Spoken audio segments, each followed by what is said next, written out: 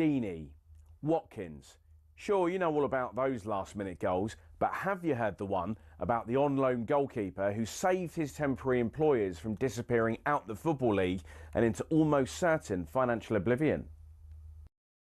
Back in 1999, Carlisle United, managed by Nigel Pearson, were fighting to stay in the Football League. Carlisle's finances were precarious with a capital P that season, leading to a scenario where, with 3 games to go, they had to ask the FA to sanction an emergency loan deal to bring in a goalkeeper.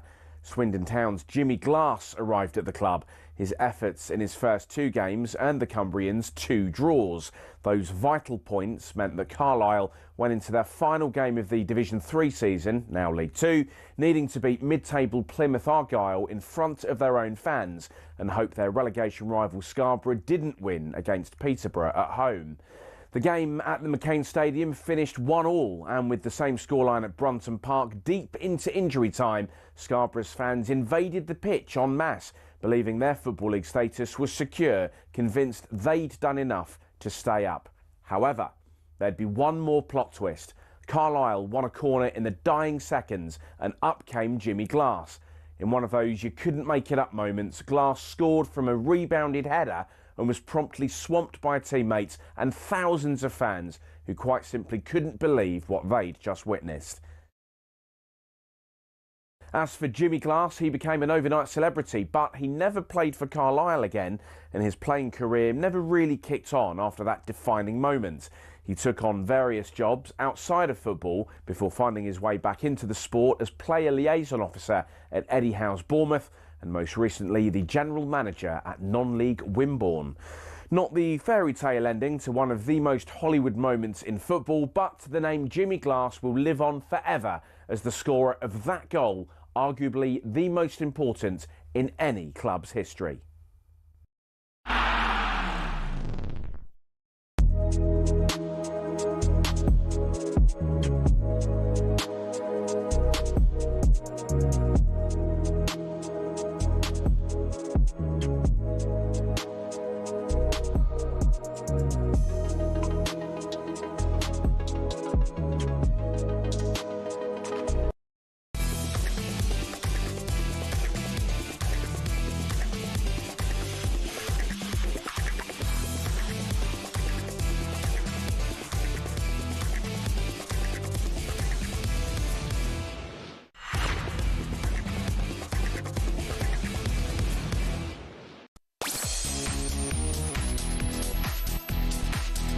This is Drive with me, Natalie, Sawyer and Gabby Agbonlahor. Good afternoon to you. Coming up today, we'll be discussing Newcastle's transfer policy this summer as they look set to miss out on yet another target. Are they simply shopping in the wrong market?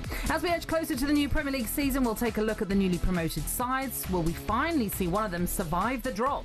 Leeds, Burnley and Sunderland fans, you can tell us what you can expect to see this season. Gabby's been chatting with the Palace and England midfielder Adam Wharton, so we'll have a little listen to that later on. And as Aston Villa edge closer to a big summer signing, we'll find out which 3 signings Gabby thinks his beloved former side still need this summer. All that plus we'll be joined by Andy Goldstein following his Florida Open game, which has just gotten underway. We'll keep you right up to date with that. This is Drive on talkSPORT. Don't forget, you can get involved. Give us a call, 03 717 223344. There wasn't a breath of wind in Florida because it finished in round 1. Earl the Pearl Strickland 9, Andy the Gale Force Goldstein 1. Well, depending on what side of the fence you're on, maybe we don't want to see a 9-1 hammering again, or maybe you do. I want him to lose 9-0. 9. Yeah, Okay. I don't think he deserved the one that he got. Do you not? No, I know, he because potted it's the the last rules. ball. The rules are crazy. Yeah, no. So you can pot literally every other ball bar the last one. Miss the last one, and Andy pots it. He wins a rack. When you say you won a rack, it sounds like you've like potted 4 or 5 balls, maybe no. not one. No. This is absolutely Shambles. the case. So, he is in action right now. We will continue to update you on it. He's taking on Craig Lucas from the United States. And as I say, we'll bring you more on that a little bit later on. Please lose. You're not the only one probably willing that's for sure. Eddie Howe, should we get to more on Newcastle right now? Because the transfer window for him and his side isn't getting much better, it seems, with Benjamin Šeško set to sign for Manchester United. So the question is, have Newcastle got above their station this summer? Šeško trying to get the ball out from under his feet, gets the shot away. It's a superb solo goal from Slovenia's star man. Manchester United's belief this evening is real confidence that Benjamin Šeško wants to move to Old Trafford. Ekitike, Sesko, Gehi, Cunha, Mbeumo, João Pedro, Liam Delap. Is there a problem of Newcastle attracting the top players to St James's Park? You're going to be a bit concerned, yes. Nobody wants to bid big for a player and then find out he's gone to a rival down the road. I think Newcastle, if they tried to sign me, maybe they would miss out on me. Were they ever in for you? I don't think so. No. I wouldn't have went anywhere. No, of course not. Too cold up there. Too far up north for It's you. too cold. It's not for you. Yeah, RB Leipzig striker Benjamin Šeško looks set to sign for Manchester United this summer, despite long-standing interest from Newcastle. And as you heard from Adeola Depot there, it adds to a long list of targets that they've missed out on this summer. And that's despite the club having Champions League football to offer this season coming. Simon Jordan was alongside Addy earlier today, and he questioned what the club are saying to their targets when trying to convince them to join. It's a difficult one for Newcastle because Newcastle are fishing in the same pond now as the established order. Yeah. They shouldn't lose out on transactions because of economics. And I wonder what woos they're pitching, because part and parcel of how you get a player, curate an opportunity for a player is create a level of excitement in him and a level of motivation, so you change the direction of his thinking. And I wonder, I don't know if Alex is able to put some meat on the bone as to who is creating the dynamic between Newcastle as a proposition and the player's mentality. Who's doing these deals? The Alex, of course, that Simon was referring to is our chief football correspondent, Alex Crook, who was speaking to Simon and Addy on the show earlier. I mean, Simon makes a good point in the sense that there is Champions League football on offer for anyone that joins Newcastle this season. Yet, all those that we believe that they've been looking at have decided they want to play elsewhere. Yes. Some of those clubs, and obviously we're talking about Manchester United in the main, not even having any European competition this season. So why is it going wrong? I think, like you said earlier, you hit the nail on the head. They're shopping in the wrong places. Like, you can say what you want about the players that they've tried to sign: Trafford, Gehi, Delap, João Pedro, Sesko, Cunha, Mbeumo, Ekitike, Hausen. They've all gone. Well, obviously Gehi stayed, but they've all gone, the other players, to bigger clubs than Newcastle. Newcastle are shopping in Marks and Spencer's when they should be shopping at Tesco. It's as clear as that. Because even a club like Aston Villa, Champions League last season, they had to be clever with Rashford and Asensio on loan. Even now this summer, Aston Villa aren't shopping in Marks and Spencer's. We're shopping in Tesco. We're looking for £25 million players and trying to do strict business. Sesko, there was links with Arsenal. Didn't happen. There's only 5 clubs, I think, in the Premier League that Sesko would have went to. Šeško. Manchester City didn't need him. Liverpool had other plans. Arsenal, Chelsea and Manchester United, because they're Manchester United, not because of Champions League football or because of where they finished last season. Manchester United will always be a bigger draw than Newcastle. So it's hard to hear as a Newcastle fan. I'm sure Eddie Howe, very frustrated, but the players you're going for maybe don't want to play for Newcastle. They'd rather go to a bigger club. It's quite simple.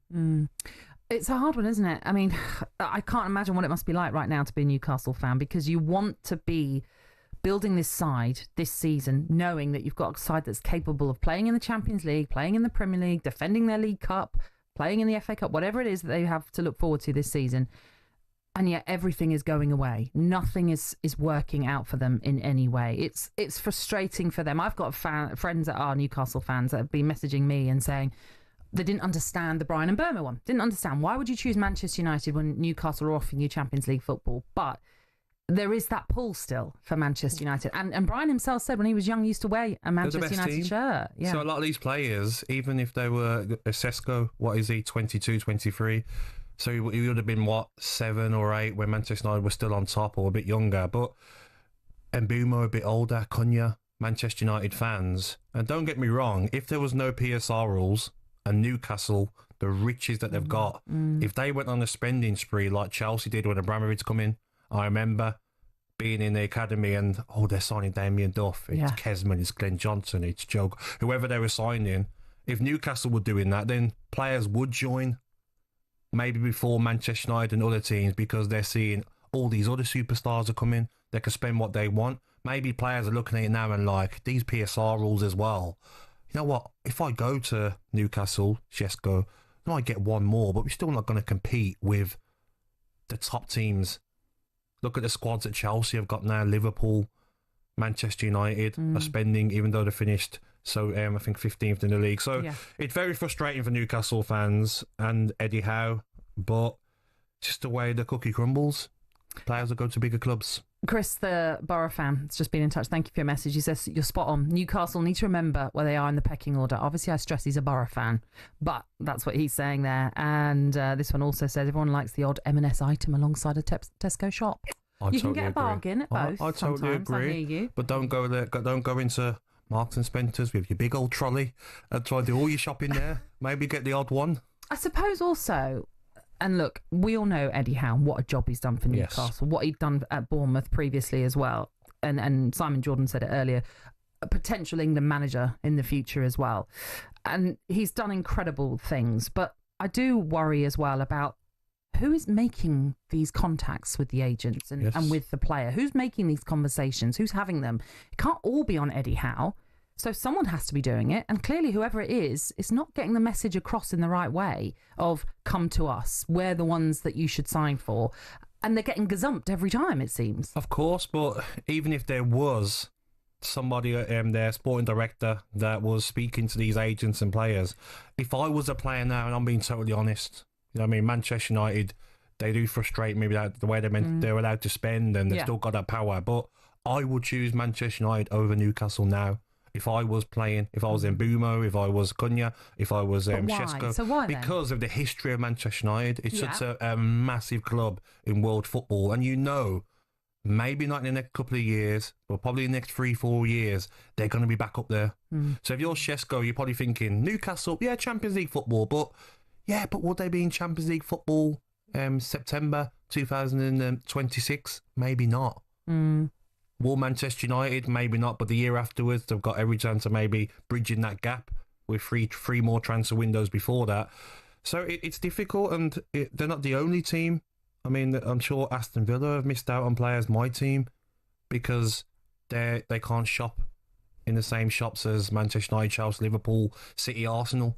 That's just the way it is. That is the problem now with the PSR rules. John McGinn done an interview with the local paper. His frustrations at the PSR rules and how it's holding his club back, Aston Villa. It's frustrating for Villa, Newcastle, clubs that really want to push on to the next stage. Because I knew when Aston Villa's owners come in, because I spoke to people at the club, they wasn't just, okay, want to get into Europe, want to get into Champions. They want to go and fight for the title. So do Newcastle, but these rules are not going to allow it until they're changed. But is it also, before we get an update on Andy Goldstein and how he's getting on, is it also a case of Champions League football isn't the lure for some, it is simply money, wages? Oh yeah. Because Manchester United are going to offer more in this case, perhaps. Money talks. Yeah. Let's be honest. And you talk about Mbumo coming from Brentford, who aren't big payers compared to most Premier League clubs. If I can get an extra £50,000-60,000 a week, and you go in there anyway before the Champions League football. So very frustrating for Newcastle, but there's some positive news. They're in for, I think, Nicholas Jackson. You're terrible. I could tell you didn't mean that at all. Oh dear. Right, Newcastle fans, why not get in touch? Let us know how you feel about this situation. Are you thinking we need to restart again? We need to rethink where we go with our transfers, and perhaps we have been pitching ourselves too high. Yep. And maybe now need to start looking at Tesco rather than M&S, as Gabby put it. I love Tesco, by the way. I like Tesco. A meal deal. Love a meal deal. I love Tesco. 03717 223344. That's the number to call us on this afternoon. You can also text us at 81089 or WhatsApp us indeed on that same phone number that I gave you. And now, despite that 9-1 hammering at the hands of Earl the Pearl Strickland yesterday, talkSPORT's very own Andy Goldstein has dragged himself back to the table at the Florida Open Pool Championship today. It's kind of like, what is this? the backdoor route to get back into the tournament. So he's got another chance. The Losers' Cup. I was doing a nice sort of polite way. You've just gone straight for the jugular. Yes. The Losers' Cup. Ollie Klink is watching to see how he's getting on. Yeah, just to clarify, at the Florida Open, Natalie, it is the losers competition for losers. And Andy Galeforth's goal. So they're all losers, is that what you're saying? They're all massive losers, yeah. But Andy is 1-0 up at the moment on Craig Lucas. And this is quite interesting because he's taking on a totally unseeded player in Lucas. This guy is from Florida. I've done a bit of digging on him. He runs a software company. He used to own Snookered Billiards Bar and Grill. So this guy nowhere near the standard of Earl the Pearl Strickland, who Andy was humbled by yesterday, 9-1. He's essentially playing a barman who likes computers today. So it's not been a high-quality match so far, I've got to say. They've both had 5 visits to the table, and they failed to put the number 1 ball. So I was hoping to be finished before the end of the sports bar, but I'm not quite sure I will be. Also, Andy's lost the lovely shoes. Maybe they give him some blisters, them shoes he had on. He's got stressed some down, isn't he? rascal trainers on. This is genuinely true. Andy has decided to wear more comfortable trousers and more comfortable shoes today to make him feel a bit more comfortable in this kind of situation. He said he was too uptight, and that's the reason that he lost 9-1 within an hour. That's the reason. It's not because it's Earl the Pearl that he took on. No, nothing to do with that. No, it's not. Right, okay. Well, we look forward to continuing to see how he gets on. But it's slow going. I hope you've got your sleeping bag ready, Ollie, just in case. I've got I could be here for another week, I reckon, before the end of this game. But it's a race to 8, and currently Goldstein leads Craig Lucas, the barman, by 1-0. Brilliant. Okay, more from Ollie, and you can tune into talkSPORT's YouTube channel right now to, in fact, watch how Andy is getting on. Right, you are tuning into talkSPORT Drive. Don't forget, we want to hear from you.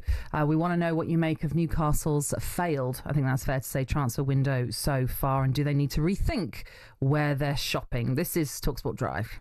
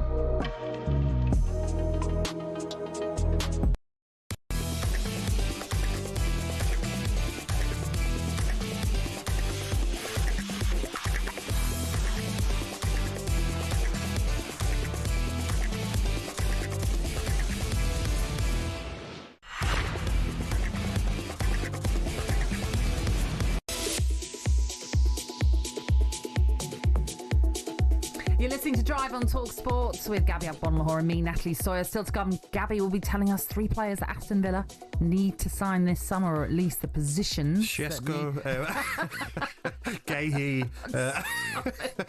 You're going to go in for a Langer. Just take him out of Newcastle straight away. Guimaraes. Yeah, why don't you go for Newcastle players, indeed. Just quickly, the rematch between Chris Eubank Jr. and Conor Benn will take place at the Tottenham Hotspur Stadium on November the 15th. Can't wait. Oh, you're up for this one? Yeah, but I do feel for Eubank, though. Going to hospital afterwards for a few days, very dangerous. But money talks. This is true. Money talks. As we're learning here with the football transfers, as well as it seems. Lyon have signed Liverpool midfielder Tyler Morton for £15 million. And talkSPORT's chief football correspondent Alex Crook joined Ade Oladipo and Simon Jordan earlier, and he defended Newcastle's transfer business. I think they've been unlucky, to be honest, because they've been ambitious with their targets. They started the summer speaking to Dean Howson when he was at Bournemouth, but once Real Madrid came in, there was only one destination for him. I think João Pedro always wanted to go to London, and obviously Chelsea can offer Champions League football, as can Newcastle. Brian and Bumo did sit down and talk personal terms with Newcastle, but I don't think they could match the wage package on offer at Manchester United. But rather than this being a snub for Newcastle, I think we've seen this summer that despite the fact they're at their lowest ebb since the 1970s, Manchester United do have that pulling power. This is what clearly is happening in this summer window for sure, when you consider some of the targets that have been, for example, with Newcastle, the ones that they've gone for that have clearly gone to Manchester United or elsewhere as well. And a lot of you have been getting in touch this afternoon with regards to it. This one says, we are shopping in the wrong market. It's Chris and Newcastle fans. M&S players are not obtainable, as you used the analogy. Therefore, we will go to the co-op and take Watkins, who wants out of Villa. There you go, Chris. You got there. Careful. He's not a co-op. Don't bring the Villa into this. You know what as well it is, Natalie? It's the wages as well. Because this whole PSR crap, it's about wages are involved in it as well. It's not just like, you can't spend this on transfers. If you go and give these new signings that might want £200,000 a week and you want to get 3 or 4 of them, that goes towards your account as well. So Newcastle can't afford to that. Villa can't afford to. We could only do it with Rashford and Asensio over 6 months because of the Champions League money. And even then it was like, all right, that's over now. We didn't get Champions League again. We can't do that this season. Yeah, I know. That's a bit of a blow. That's how we have to completely rethink everything. Exactly. By the way, Mikey's also been in touch. Thank you. He says, good show and good discussion. Can't believe how long it's taken for you to mention that Manchester United's history gives them also the edge over Newcastle. Plus, there's the trophy cabinet. That's enough to lure many a player. Not me, though, he says. I wouldn't go there, but that's because he's from Leeds. Batley and Leeds. There you go. So Newcastle fans, we want to hear from you this afternoon on what you think's gone wrong. Are you just basically pitching at the wrong players because at the wrong clubs who other rivals are going for and seemingly luring them away pretty easily? Right, let's get to Dino, who's a Newcastle fan. Dino, how are you doing? Good afternoon, Dean. Yeah, hi guys, how are you doing? All right? Great show. We're all right, thank you. So, you must be scratching your head thinking, what is going on? Yeah, I mean, it's difficult for us to take, I think. I disagree with what you said, Gabby. Oh, no. Oh, we've lost him. I've been saved. What a shame. I know. He was going to call me out. I've been saved. Thank you. Thank you, God. Oh, yeah. Thank you. It's the guys back there just helping you out, Thank is it? you. There you go. All right. His signal went. All right, going on the motorway. Dino might have dropped out, but I think Dale's waiting to speak to us. Dale? Yeah, hello. Hello, Good Dale. afternoon, Dale. Hi, you all right? Yes, we're All good, very mate. well. Probably a little bit better than yourself right now with what's going on at your club. Yeah. Honestly, it's so frustrating. The problem is a club like ours is finally got the break that they've battled for years. They've done everything right since the owners have came in. They've done everything, delivered on the pitch, won a trophy. Eddie's developing players better than any manager in the league, personally. And yet you've got everything lined up and money in the bank, and you can't spend it because of PSR. The problem lies with PSR. The whole infrastructure of football is damaged by it. And unfortunately, these clubs that you talk about that have this allure, they've only got there because they've done exactly what now we are trying to do. Yes. But they've went through that door and pulled the door shut behind them. Now, every other team dares to dream that they can be that big. You know, every team in the football pyramid now is looking at these 6 teams at the top going, it's impossible to ever be them now. If we can't be them, we'll just sell our best players like Elliot Anderson and whoever just to comply with some rules because they say so. So what the problem is as well, mate? It's these rules have come in as well, where these clubs have got their squad of players already, and also they've got their fan bases across the world, which brings in so much revenue for them that the likes of Newcastle and Villa want to get more exposure in Asia, in Africa, but you're only going to get that from winning league titles. I completely agree, right? But the thing is, you go backwards and you go back to how football was before. They only got those crowds because they were allowed to do what we are trying to do now. But that's the problem, and your club, unfortunately, Gabby, as well, suffers for the same reasons. So why is it the other 14 teams and all the other teams in the other pyramid are sitting there going, yeah, it's fine, we'll just sell you our best players, this is the pecking order, and that's life. The problem is, as a season ticket holder, is you buy into that product and support your club, and you're expected to turn up every week and go, yeah, but we tried, didn't we? But you paid your hard-earned money to watch that. Why is that fair? I think as well, why are the guys who own the Prem allowed to do that? I think the frustration for Newcastle fans as well. No, we have a joke, but like, gone and won a trophy. It's been so long since you won a trophy. Got into the Champions League. You've got the ownership with the funds. You've got a great manager, great squad of players. You want to go again now. Can we break into the top 2? Can our next step be, can we fight for the title? Can we get far in the Champions League? But these rules aren't going to allow you, which is frustrating when you've got everything set up to push on. I completely agree with you there, Gabby. And unfortunately, right, the reality of it is, my dad died last year, right, and he was a massive Newcastle fan. When all of his life, he didn't make the final. I fortunately did. I was one of the lucky ones that did, and we've seen the club lift the trophy. Why now, all these fans that have been going for their whole lives being denied the opportunity to watch and their club grow into something that is absolutely amazing and experience that like all these other clubs, and we're just not allowed to do it. It's so frustrating. And these players, the only reason we don't get them is the wages. It's not the money that's going to cost the player. It's just the wages, and it's because of the infrastructure that the clubs have got to work with. And they've got one arm tied behind their back. 100%, mate. You know, that's just what I wanted to say. It's a great call. Yeah, a really good call, Dale. Thank you very much. You can sense and hear that frustration from Newcastle fans. He won't be alone, obviously, in that opinion. PSR is restricting so many clubs in doing business so that they can be as competitive as they want to. You know, it is as well, Natalie. How many clubs now in the Premier League are owned by multi-billionaires? They're all going to have the same idea. They don't just want to survive in the Premier League, finish mid-table. It won't just be Villa, Spurs, Newcastle. It'll be Brighton before you know it. It'll be Bournemouth. It'll be Everton. Clubs like that, West Ham, that want to start pushing on. But these rules are not going to allow any of us. Oh, frustrating window then for Newcastle and for many clubs indeed in the Premier League, because there's been a lot of inactivity for a lot of clubs, including Villa, although there might be something on the horizon bubbling away that we'll get to soon. But I've heard we might be signing someone, but his wages are going to get paid a year later because of PSR rules. What? Listen, we'll talk about all of that later. It's all very confusing. And after the break, we'll update you on how Andy's getting on. The gale force. Bloody winning, isn't it? I tell you what, there is a gale, and he's doing pretty well in Florida at this present moment in time. But we'll bring you an update after the break.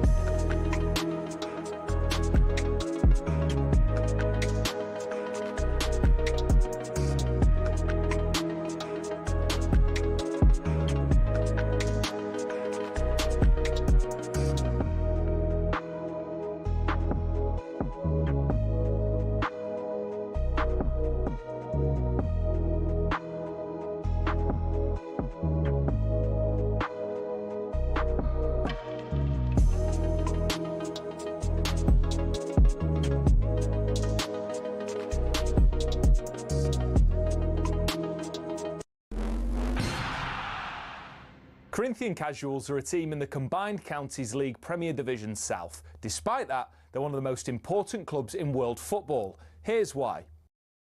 The club was formed in 1939 as the result of a merger between Corinthians FC and Casuals FC.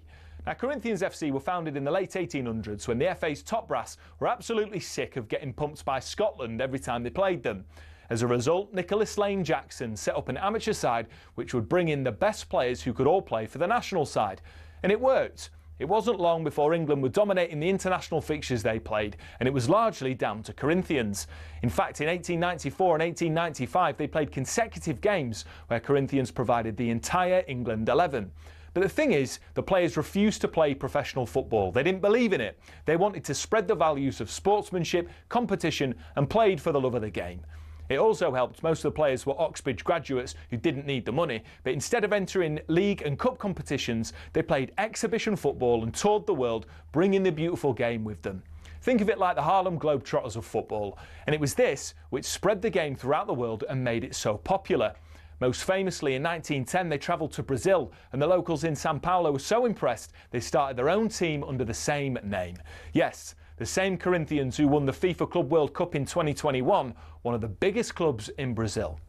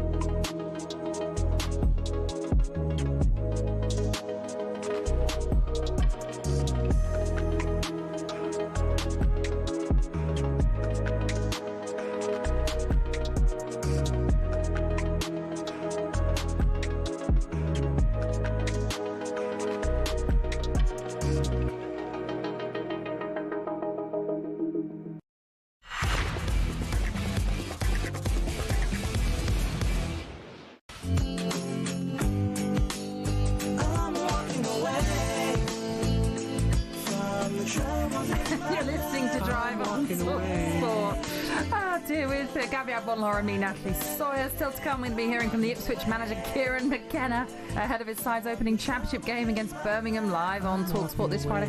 Why did you choose this one, Gabby? Me? No? Did you not Nothing pick to this? do with No? me, guys. I love No Craig link. David though. No link to anything. No. I love Craig David. All Walking Away, one of my favourite songs as a teenager. A banger, we call it. I think Benjamin Sheshko likes it as well. Yeah, But he anyway. does, yeah. You're a rotter.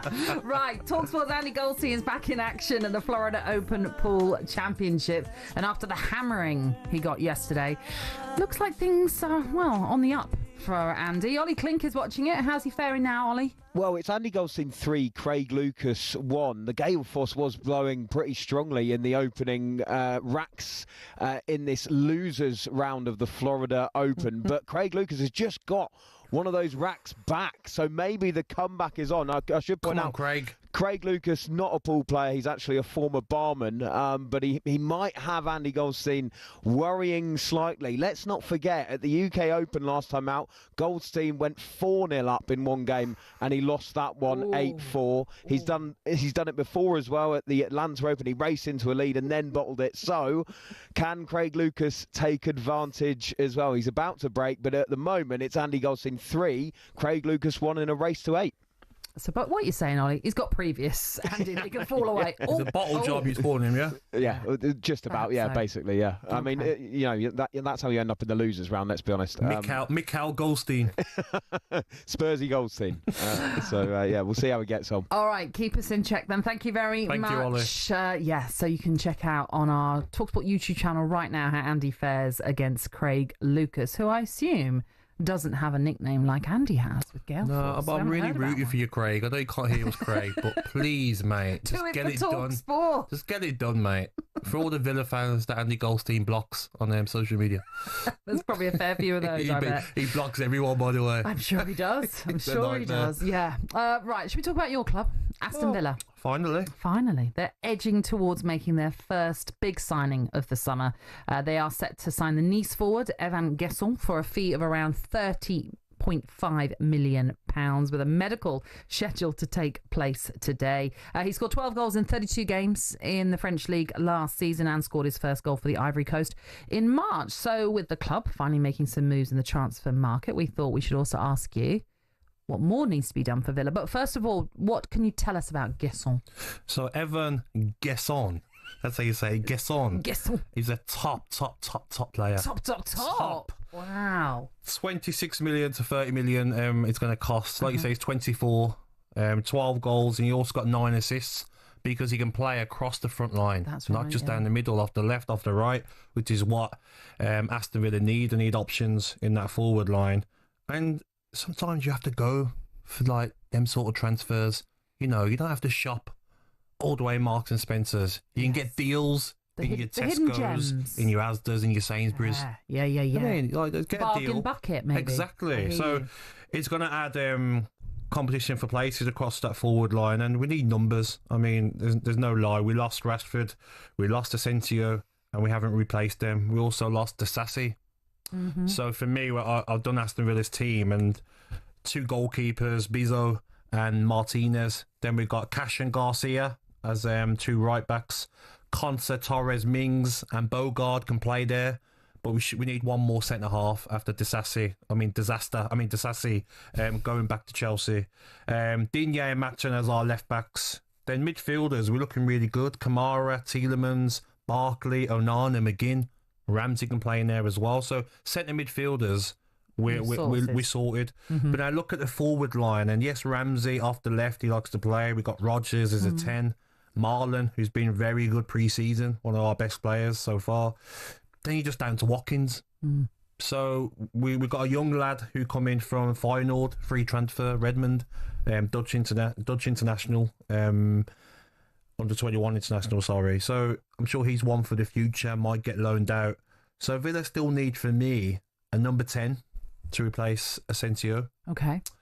And even another left side midfielder, another left winger, and also a centre half. So probably 3 more players even after this signing of Gesson. You like that, he's fantastic. Just to talk about him for a moment, and the Ollie Watkins scenario, because obviously we saw when John Duran was there, Ollie was sort of one time starting, then he wouldn't start, and then John Duran kind of cemented his starting place, and Watkins would be the substitute. And then when Duran left, there was a period where it was all on Watkins. Rashford comes in last season, the big games, big calls made by Unai Emery towards the end. I mean, do you think Emery has had at some point a conversation with Watkins to talk about? I hope so. You are my number 1 choice. I hope so, and even maybe an apology. Listen, I'm sorry. I thought this was the right team for these games, and some of the games where I didn't play you, and he did work playing Rashford there on his own. But I think now Watkins loves Aston Villa. You know, he's adored by the fans. You know him well from his time at Brentford. He's an outstanding player, great attitude, work rate. And I think he's one of them strikers that you don't even look at. He's nearly 30. I think he's one of them strikers that will play well into his 30s. He looks like he looks after himself. Looks like he'll still be quick. But I think if you look at the signings Aston Villa are going to have to make now, because of these PSR rules, not making the Champions League, we haven't got the funds. We can't go out and buy, a John Duran ready-made. We can't go out and get a Rashford on loan. We haven't got. So have you still got to sell then? We've got some players that we hope to sell. I mean, Leon Bailey's the one that at the end of the season there was talk he's going to Saudi Arabia, going to get maybe 40 to 50 million for him, but that looks like it's not going to happen now, and he might stay. Which it's disappointing because he wasn't at it last season. Very poor, losing the ball a lot. He was the one player that the Aston Villa fans, especially at Villa Park, you'd hear the groans because he's always giving the ball away and he's not producing. So that would have been a nice asset to sell, but it looks like he might sell. Moreno, left back, who was on loan at Nottingham Forest last season, didn't play much. Nico Williams played most of the games at left back. I'm not sure you're going to get much for him. Buendia went to Leverkusen on loan, didn't work. They didn't want to make that permanent.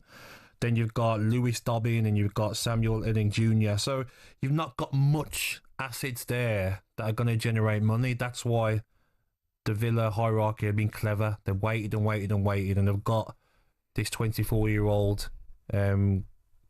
So hopefully he can be... Ivory Coast, yeah. Yeah, hopefully he can be the answer to maybe filling on that left-hand side, down the middle as well, and on the right-hand side. Well, that's the beauty of him. Like you say, he can play across that whole front line. Yep. So he could play alongside Ollie Watkins, for example, which obviously is a benefit to the team that you have someone that is so versatile. But are you concerned at all that they might have to sell Ollie Watkins or even an Emi Martinez? No, I don't think they... I think they'd rather go into the season with what they've got now than sell anyone. Okay. Because the problem with selling someone, I don't think Aston Villa need to sell for PSR rules now. I think they're okay. But if they do want to go and buy a player for 50 million or spend another 60, 70 million, they will have to sacrifice someone. But what's the point in sacrificing Watkins or Ramsey or Rodgers or Martinez? Because what you're going to go out and have to go and replace them with, it's going to cost you more than you sold them for. So it doesn't make sense. How much does a striker cost now that's going to score the goals that Watkins gets? His record's pretty outstanding in the Premier League. He guarantees you 15 to 19 Premier League goals a season. There are a lot of people that scoff at him that don't really think he's up to that level. They're idiots. Well, I think... And that's Villa fans. I can call Villa fans idiots that have a bad word to say about him. Does he miss chances? Yes, all strikers miss chances. Does he work his socks off? Exactly. Yeah. Does he work his socks off? Does he score important goals? Has he got Aston Villa into the Champions League? Yes, he has, and he works his socks off. His attitude's right, and I'm not being funny. If maybe he didn't miss the chances he missed over the last 4 or 5 years, maybe he wouldn't be here now. Maybe if he was scoring 25 a season and maybe not missing as many, maybe he would have left already. So sometimes you have to think, don't give him too much of a hard time, because what he's done for the club has been an outstanding signing from Brentford. Yeah. Sammy, a Manchester United fan, is asking, do you think Agbonlahor is a good fit for Aston Villa as he's a free agent? I quite liked him his time at Everton. I think the problem with Everton is they probably looked at it and says, we're not going to give you the length of contract you want. I think is he 32, 33, Doucouré. I know he's into his 30s. It's an idea, but we don't really need that position.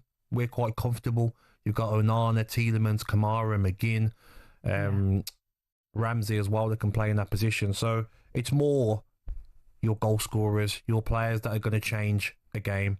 Can we get maybe 2 more attacking players in that squad and another centre-half, just in case Mings, Torres or Konsa get injured? You're only left with maybe Bogard and Garcia, the right-back, could play there. But Aston Villa are going to want to go and win the Europa League. We've got a manager who knows how to win this competition. We're not going into Europe just to say, okay, we're in Europe one more season. If Spurs, diabolical last season, can win the Europa League, then we definitely can this season. I'm sure we'll be probably one of the 3 favourites to lift the competition. Okay. Up the Villa, Natalie. Up the Villa. Hey, you said it. No, lovely. Well, I'm back in what you were saying. Just repeating me. Up the Villa. Join us, Natalie. Join us. I'm very happy as a Bees fan. Thank you. Don't forget, we will talk about the fact that the 3, can the 3 clubs that came up last season, one of them at least, can they stay up and buck that recent trend of the 3 promoted teams going straight back down? Also, we're going to be hearing your wonderful interview, no doubt, with Adam Wharton. Thank you very much. Looking forward to that. Yes. I'm sure it was a Jeremy Paxman-like interview. Yeah, we were talking yesterday. Andy is jack of all trades, master of none. You could never say that to me, Natalie. Well, should we wait and see what it's like? He's winning 4-1, damn it. Oh, don't be giving it away. It's on our talkSPORT YouTube channel, actually, if you want to watch how Andy's getting on. But yes, we'll be hearing, I think, at around 6 o'clock, that interview with Adam Wharton, if you want to tune in to hear how our very own Gabby gets on. I'm sure you're a master of it, like you say. I'll do my best. Also on the way, Scott McTominay, potentially a Ballon d'Or winner. We'll talk about that.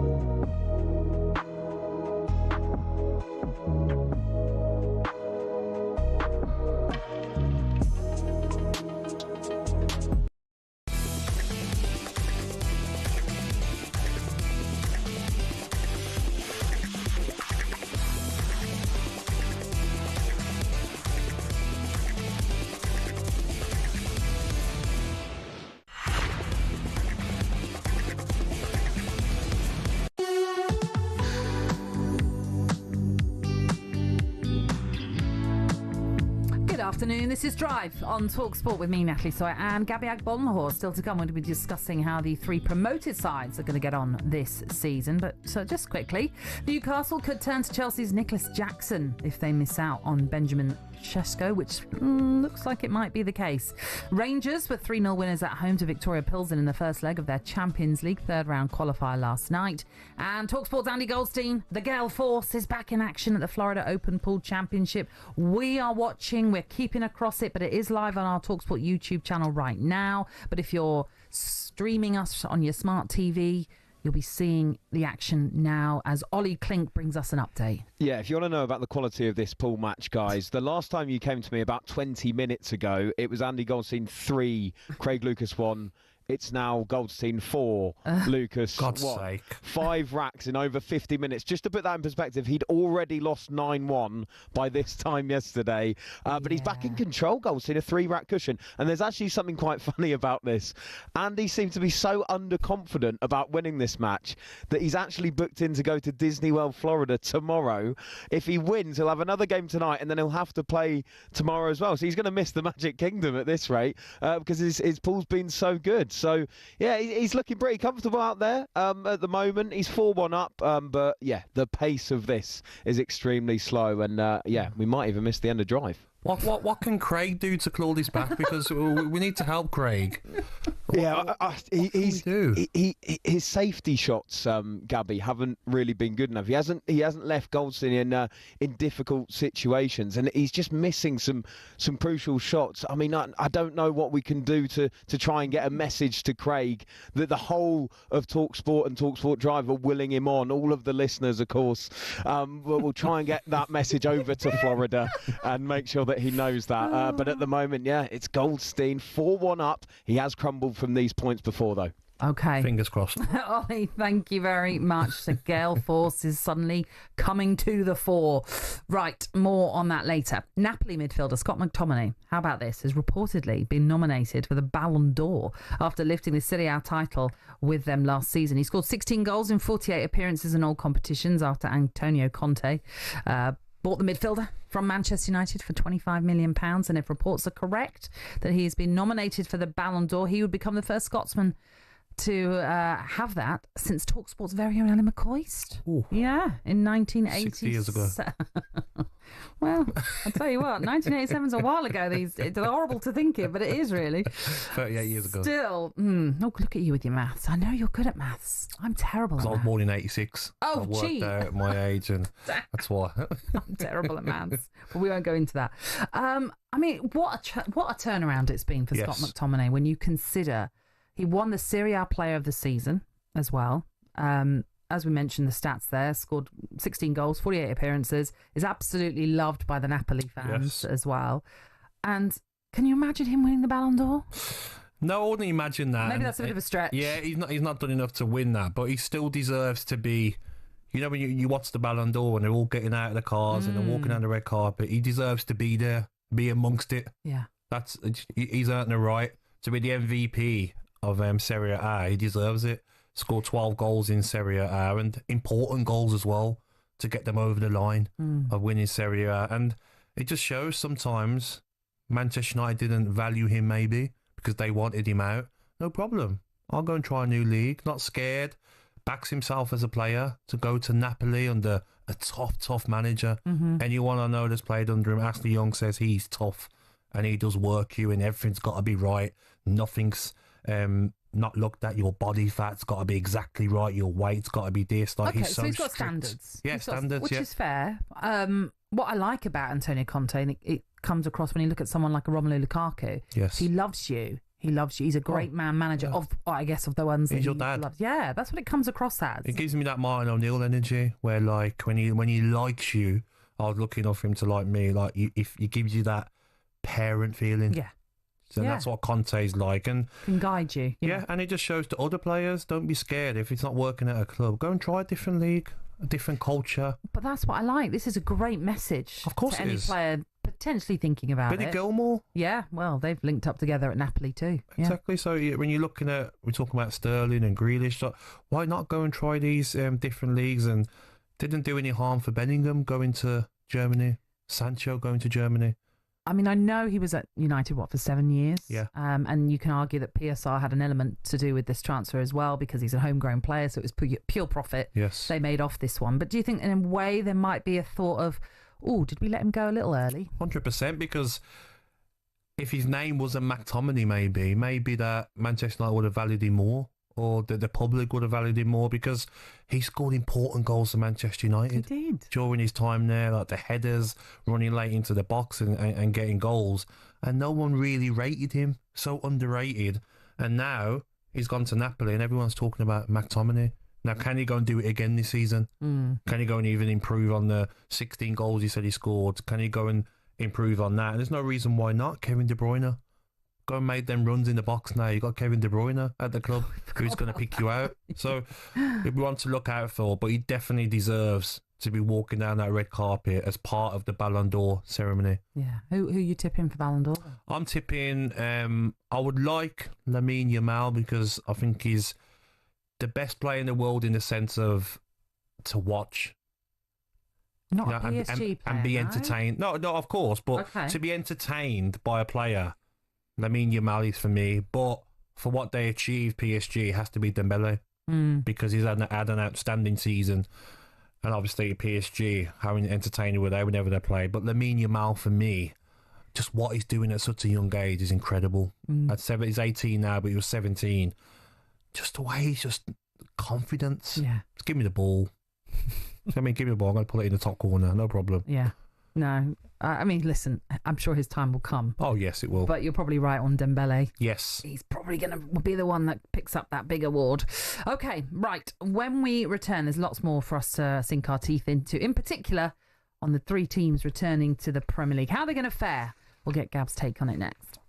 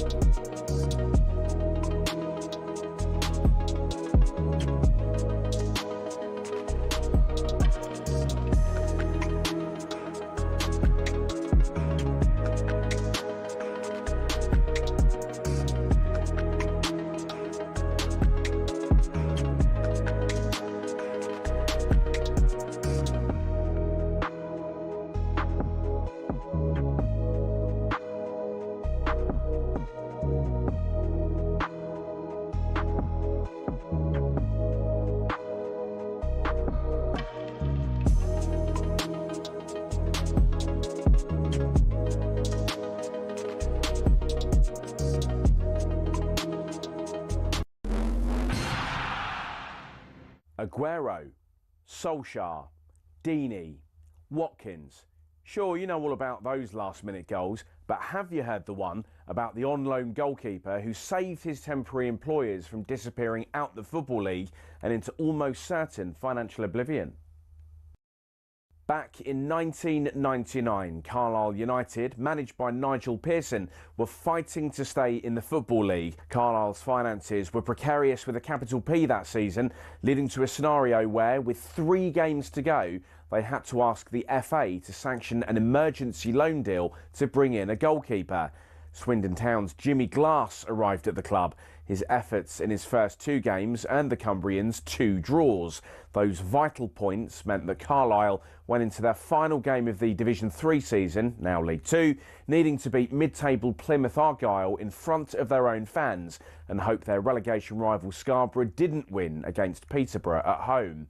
The game at the McCain Stadium finished 1-1, and with the same scoreline at Brunton Park deep into injury time, Scarborough's fans invaded the pitch en masse, believing their Football League status was secure, convinced they'd done enough to stay up. However, there'd be one more plot twist. Carlisle won a corner in the dying seconds, and up came Jimmy Glass.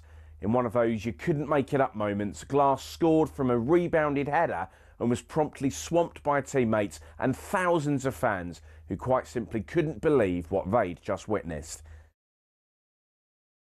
As for Jimmy Glass, he became an overnight celebrity, but he never played for Carlisle again, and his playing career never really kicked on after that defining moment. He took on various jobs outside of football before finding his way back into the sport as player liaison officer at Eddie Howe's Bournemouth, and most recently the general manager at non-league Wimborne. Not the fairy tale ending to one of the most Hollywood moments in football, but the name Jimmy Glass will live on forever as the scorer of that goal, arguably the most important in any club's history.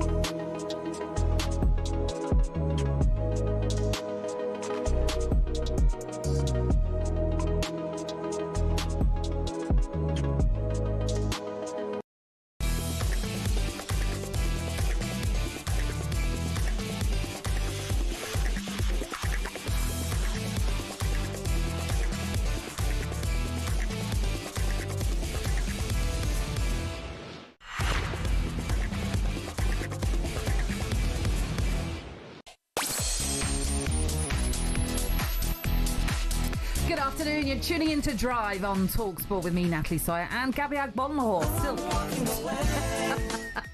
from the troubles in my gosh, sorry, Craig David's here as well. What a tune. Unbelievable. It's an oldie, but it's a goodie. Oh, yeah. Don't play that in Newcastle. I'm saying nothing. Still to come, we'll be asking whether it's a good thing to moan at your teammates. But now, do any of the promoted sides stand a chance in the Premier League this season?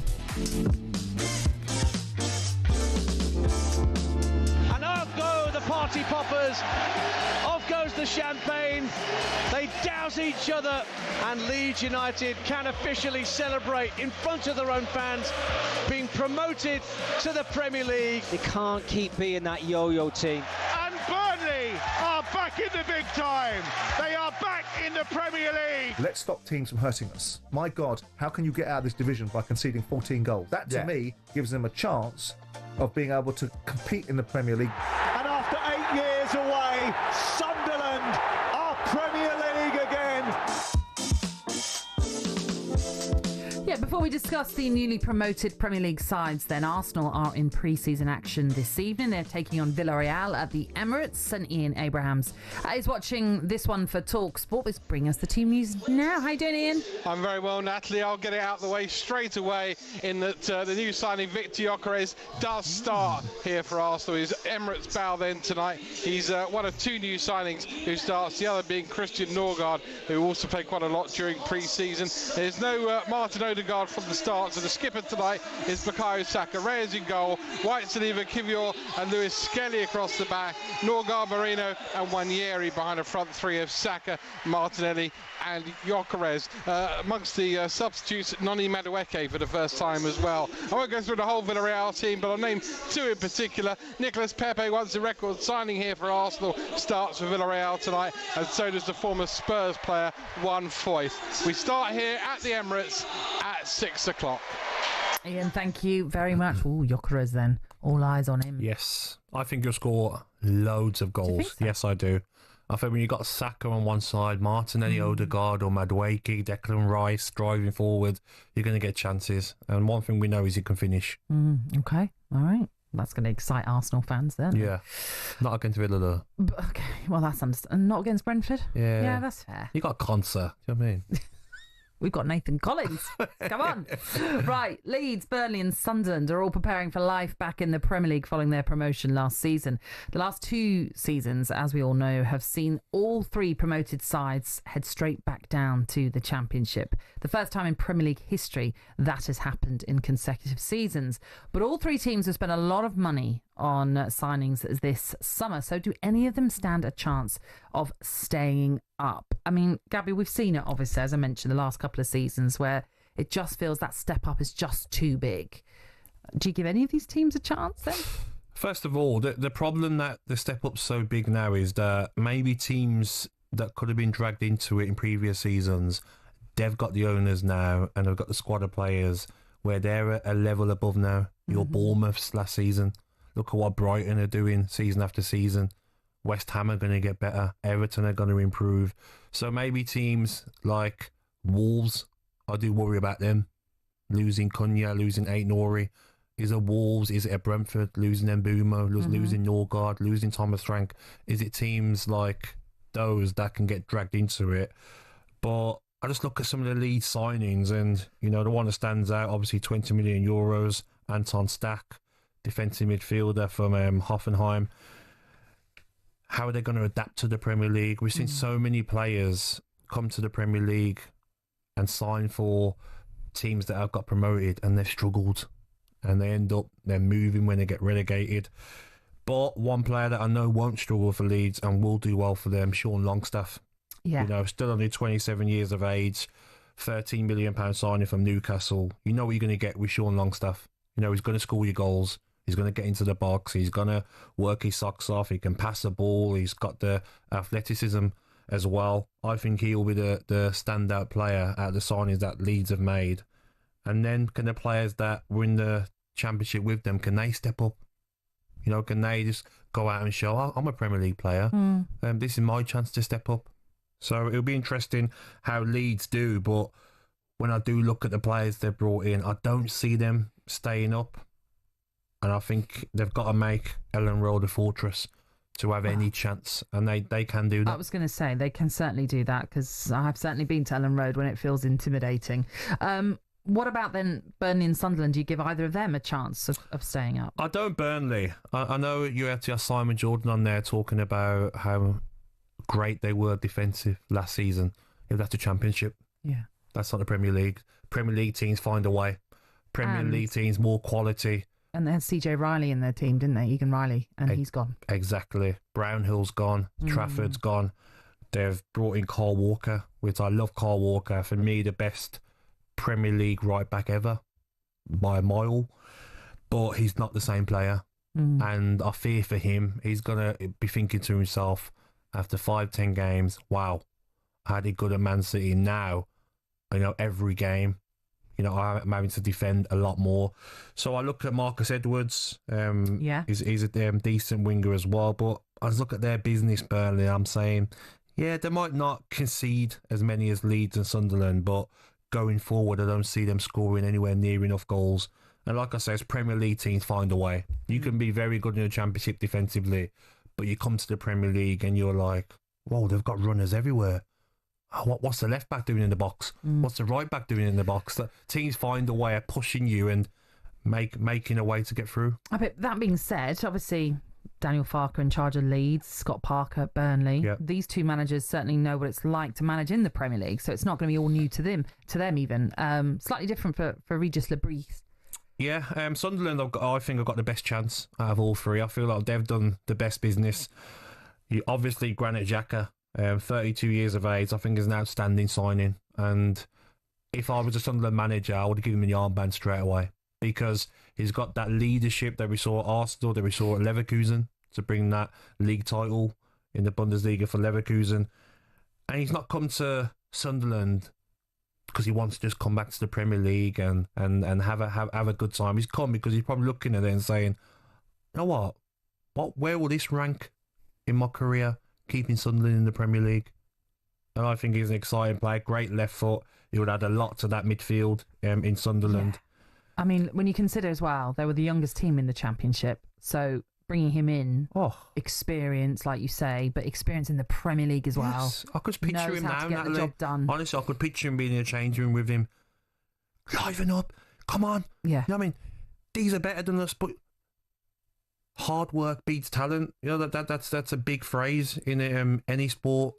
Let's work harder than the teams that are better than us. So I mean, he's got that experience at Arsenal. He's got that fight, that grit. I'm sure he'll get them players fighting each game and even make the stadium of like a hard place to come to. I'm interrupting you. But is there any concern though with some of these players that Sunderland have signed with AFCON coming up? Because quite a few of them do play for countries that are in the Africa Cup of Nations coming up later. Of course, because they're all going to go, because playing in the African Cup of Nations Cup is a privilege. So all these players are going to go. Even with little knocks, they will go. Diarra, Adingra, Talbi, Sadiki and Mandava. That's 5 players there that they could be without. And Adingra, whenever I watched him over the last couple of years at Brighton, exciting player, but that end product, still 23 years of age, they paid 24 million for him. Can he step up now and start, providing more assists and goals? Only 2 goals and 2 assists last season. Obviously, they weren't all starts. It was 29 appearances. But if they're paying 25 million for him, Sunderland, they're going to want a better output than that. Can he get his finishing better? Can he get his final ball? Because he's got the speed, he's got the skill, but his finishing and his final cross can let him down. Habib Diarra, that's their record signing, 31 million euros from Strasbourg. So central midfielder. So I'm looking at Sunderland, and you look at that midfield, Diarra and Xhaka. Add that to the players that they've got already. Lefi, who signed for 23 million from Roma, very good player as well. So I think Sunderland have got the best chance out of all the teams that got promoted. Can they look and say, Wolves, Brentford, we're coming for you? Well, they've got to think like that. Of course. So is it just those 2 Premier League teams currently? That's what I look at. Yeah. I worry about Wolves, and I do see a lot of Wolves fans, and they say that they're frightened this season because Cunha got them out of jail last season. Ait Nouri got them out of jail. That's the biggest loss. Whenever I speak to Wolves fans, Ait Nouri more than Cunha. Outstanding left back. Not really signed anyone that you'd say, exciting signings. Wolves. Brentford as well. You know better than me. Losing Norgard, losing Mbumo. Oh no, they're big losses without a doubt. And but you've got Jordan Henderson, you said, so you're fine. See, that I know you don't mean. That's what you said to me. No, I never said that. Did? No, what I said, what I've always said about the Jordan, he was not on my radar at all. Wasn't thinking about him coming to Brentford. But when you've lost the experience of Norgard, I think Henderson just makes sense to me. And I think we still have quite a young team. So he, again, comes in with that kind of Granit Xhaka mentality. Of course. And he's a proven winner. We've seen what he's done at Liverpool. Obviously, nearly won the league with Ajax, but that kind of fell away towards the end of the season, didn't it, for Ajax? So I'd love to see what his reaction has been to Wissa. I know. Not wanting to train. No idea, have we? Because he's that sort of character that I'm sure he'll be giving him all sorts in that training ground. Like, mate, what's going on here? Get yourself training now. How dare you? Well, Wissa has been pictured training. We should say that. He's not involved. How do you forgive him, Natalie? Well, I still think there are better ways of dealing with things, personally. But look, I think he's training probably because we maybe have said, look, it's going to happen. You're going to get the move, so you've got to stay fit, ultimately. Keith Andrews needs more, though. He does need, of course, he does. And look, we're lucky that we still have a few more weeks to go, but I think he'll definitely need more, and I'm sure they're working on bringing in more. But I do think this is going to be an interesting season for Brentford, for sure. It's a lot of unknowns for us. But look, there's a lot of teams that still haven't done much. Fulham, Palace, your team, although we're still waiting for Gesson, that'll suddenly change the picture a little bit. Game changer. An absolute game changer. He's my one to watch next season. If only you knew about it yesterday. We're taking your calls. Can any of the promoted sides stay up this season? And who do you think will be going down? 03717 223344. Join us here on Drive.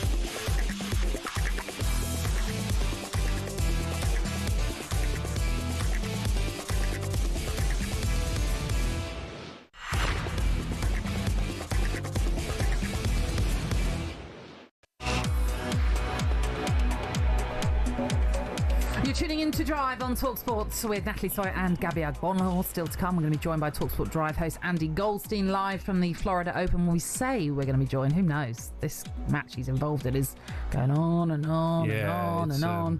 6-2 now. Oh, he's got to win, isn't he? For goodness racks sake. away, Andy, from making it through to whatever next Devastating for him. Yeah, but he could still go out tonight because he's got another match done. Oh, I think. thank you. Oh, Yeah, perfect. I think so. Oh, I'm happy now. So, he'll tell us all about it once he's done and dusted. But yeah, 6-2 he's currently leading, but you can check it out on our talkSPORT YouTube channel right now. Just quickly, some transfer news for you. Everton have signed midfielder Kiernan Dewsbury-Hall from Chelsea for £28 million. And I mentioned Andy Goldstein. Should we just check in? Ollie Klink, how he's faring? Oh, I'll tell you what, how jammy is Andy Goldstein? I was about to tell you about... Oh, it's potted white. Lovely. Finally, there's the real Goldstein. Is that 2 shots, Ollie, or not? It'll be 2 shots for Craig Lovely. Lucas. Yeah, Oh, don't worry about that. Don't Go worry on, about Craig. Super Craigie Lucas, who's not a pool player, by the way. He's a former barman from Florida. But Andy Goldstein's gone 6-2 up.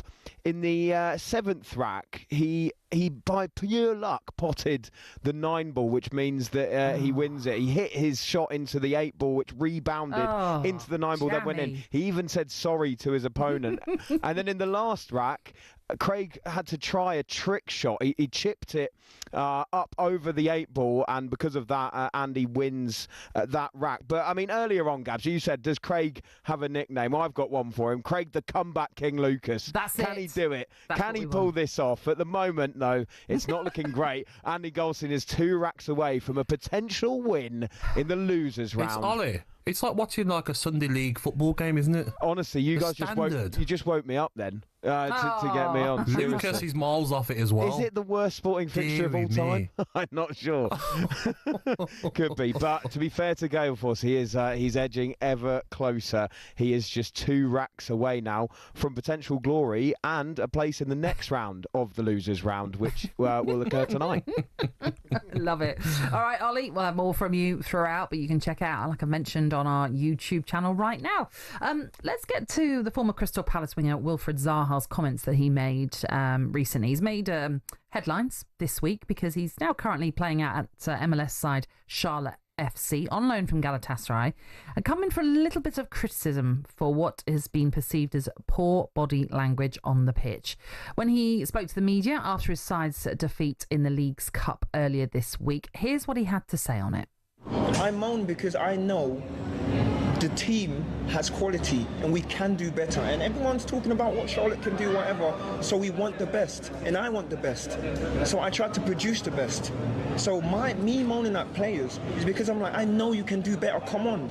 So it's not, oh yeah, Wolves just got attitude in it. No, I can walk around like a bot and not care about football or care about the team, but I just care in general, and that's me. When I came here, people knew before that Wilfried Zaha is passionate. So, do you want passionate Wilfried Zaha, or do you want Wilfried Zaha that just walks around and doesn't care?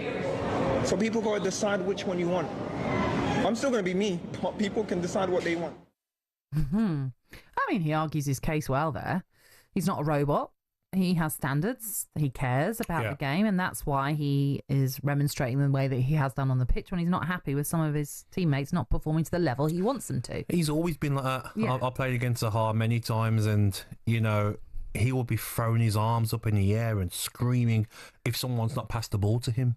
Yeah. Never mind if they're not doing their job properly. Right. You know, high standards, very passionate player on the field. And also, even if opposite teams I remember him, Tyrone Mings.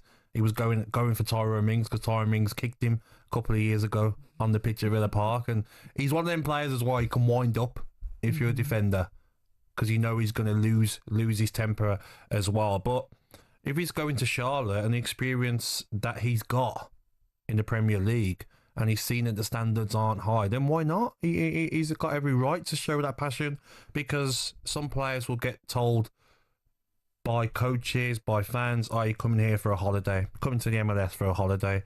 He doesn't have to show that passion. He's had an amazing career. He's earned ridiculous amounts of money playing in the Premier League, but he's still showing that passion because he cares and he wants to achieve things in the MLS. So I'm sure Dean Smith, experienced manager, will deal with it in the right way.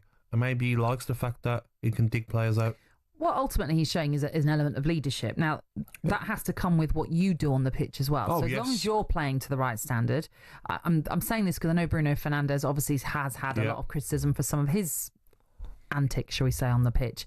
And that is in part also because of sometimes he's not playing to the level that is required, yet he is throwing a strop. Now, like I say, if Fernandes is playing to the high level that you expect from him and is throwing a strop at his teammates, I think that's acceptable. Of course. But don't get me wrong, if Wilfried Zaha isn't playing at the standard that the club expect and the manager expects, even if I'm a lesser player, American player or South American player in that squad, I'm giving him some back and saying like, mate, you're not doing much, are you? So I don't think the players just accept it because you played in the Premier League all them years and you can say what you want and scream at us and throw your arms at us if we're not performing. But if you're not doing it, then you'll give him some back. But if he's really playing at a high level and we're not, then maybe he's seen it in training from them as well, Zaha. And he's probably thinking maybe, oh, in training, everyone's looking great, but it comes to the game and you're not. And maybe getting frustrated at the results aren't going the right way. So I'm sure Dean Smith will sort it out. He's a very, very experienced manager. Did you ever have a teammate like that? Or were you like that? I was like that. I'm joking. No, you know what? That was my biggest hate. If a player, and everyone I played with, if a player throws their arms up in the air, like we're having words in the changing room, because sometimes it looks as then to fans that are watching the stadium, it's like you're putting the blame on me. I see. Yeah. You're making me look bad throwing your arms up. No player on purpose wants to make a bad pass or don't put you through when you're maybe through if you don't see them. So that's something that as a player you always hated, someone throwing their arms up at you. Yeah, I can understand that because essentially they're singling you out as the error. Of course. You've made the error.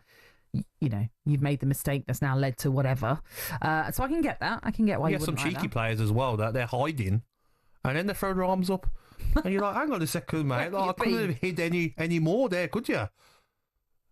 Sorry, Joe, what was that? Oh, 6-3 up, isn't it? Oh, sorry. Oh, dear. Right. Apologies. Something was in my ear. Didn't hear it. Now Joe's confirmed it all, so it's all good. Right. As I say, we're keeping an eye on... Oh, hello, Craig. Craig, come on, Craig. 6-3 now. Come on. 6-3. Get it to 6-4. He'll bottle it, Goldstein. 100%. Say what? Get within a couple of racks. You're absolutely right. In his Air Force all Ones. Change. Are they Air Force Ones? Who knows the what worst. they are? The worst. Listen, it's dressed down. What day is it? Wednesday. Dressed down Wednesday for Andy out in Florida. YouTube channel, you can check in talkSPORT's YouTube channel how he's getting on. We'll continue to update you on how he is faring as well, right here on talkSPORT Drive. I'm walking away.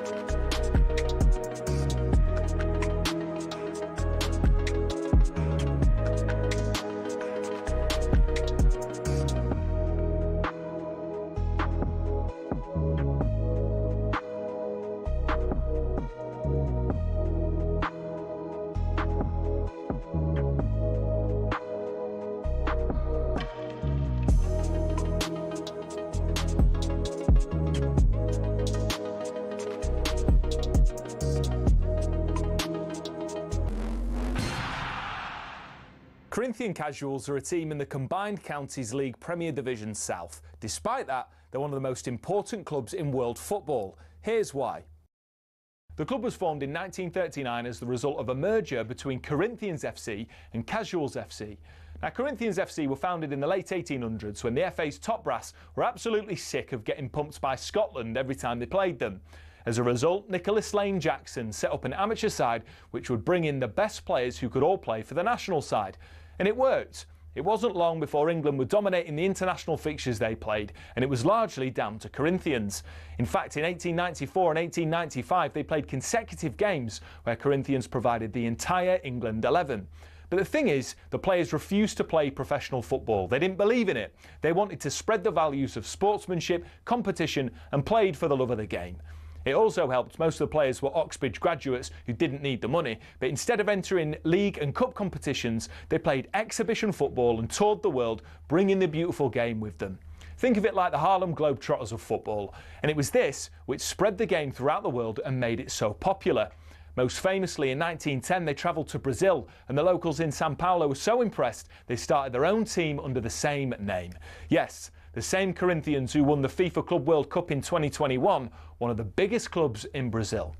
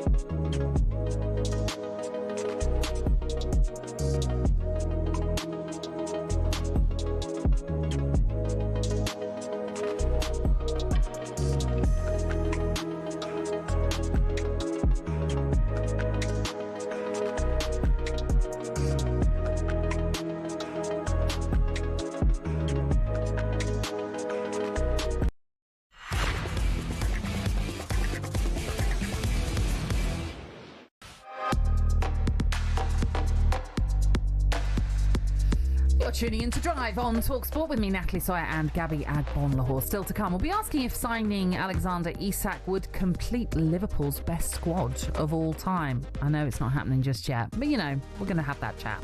But now, whether it's the Europa League or the Conference, Crystal Palace are preparing to host European football at Selhurst Park for the first time ever this season. I know I said it was coming up after 6, but we brought this one forward because everyone wants to hear it, Gabby. Ahead of an historic campaign for the club, midfielder Adam Wharton has been chatting to our very own Gabby. You say that you love me. You alright, Adam? You okay, pal? Yeah, I'm good, thanks. You? All good, mate, all good. Let's get straight into it. It's been a complete success on the field for you since you arrived at Palace a year and a half ago, most recently winning the FA Cup. How good does that feel to have that confirmation that you made the right move? Yeah, I think obviously when I was choosing which club to go to, I think for me it was important that I chose a club that I was going to, you know, get the minutes to sort of make an impression or try and show what I've got. And obviously I'd seen Palace had the record of obviously bringing Ebbs, Michael Lise, Mark, and giving them the minutes to, you know, show what they can do in the Premier League. So that obviously gave me the confidence that Palace was the right move, and it's turned out very well. Definitely. It was an interesting FA Cup final for you, wasn't it? You started and you won, but there was a pretty nasty head injury. What are your memories of the day? Do you remember it all? No, I can remember Ebbs scoring. Hendo saving the penalty, and then I woke up in hospital. I had a short conversation with Mark before he left the hospital for his eye, and then I vaguely remember being pushed on the bed into like the scanning room, and that's about it from that day. Did you at least have your medal? You had to wait for that? Yeah, I just had my kit, my boots, I think I had my shin pads, but they went missing, so yeah, I had nothing really. Of course, FA Cup success means European football next season at Selhurst Park. How excited are you for Thursday nights under the lights with that great fan base at Selhurst Park? Yeah, I think it's something to look forward to, definitely. Obviously the fans at Palace are amazing, especially at home. You know, the atmosphere is incredible on the evening games especially. So I think first time being in Europe, it's going to be special. And hopefully, you know, they can help us have some magical nights at Selhurst, and hopefully we can get far into the competition.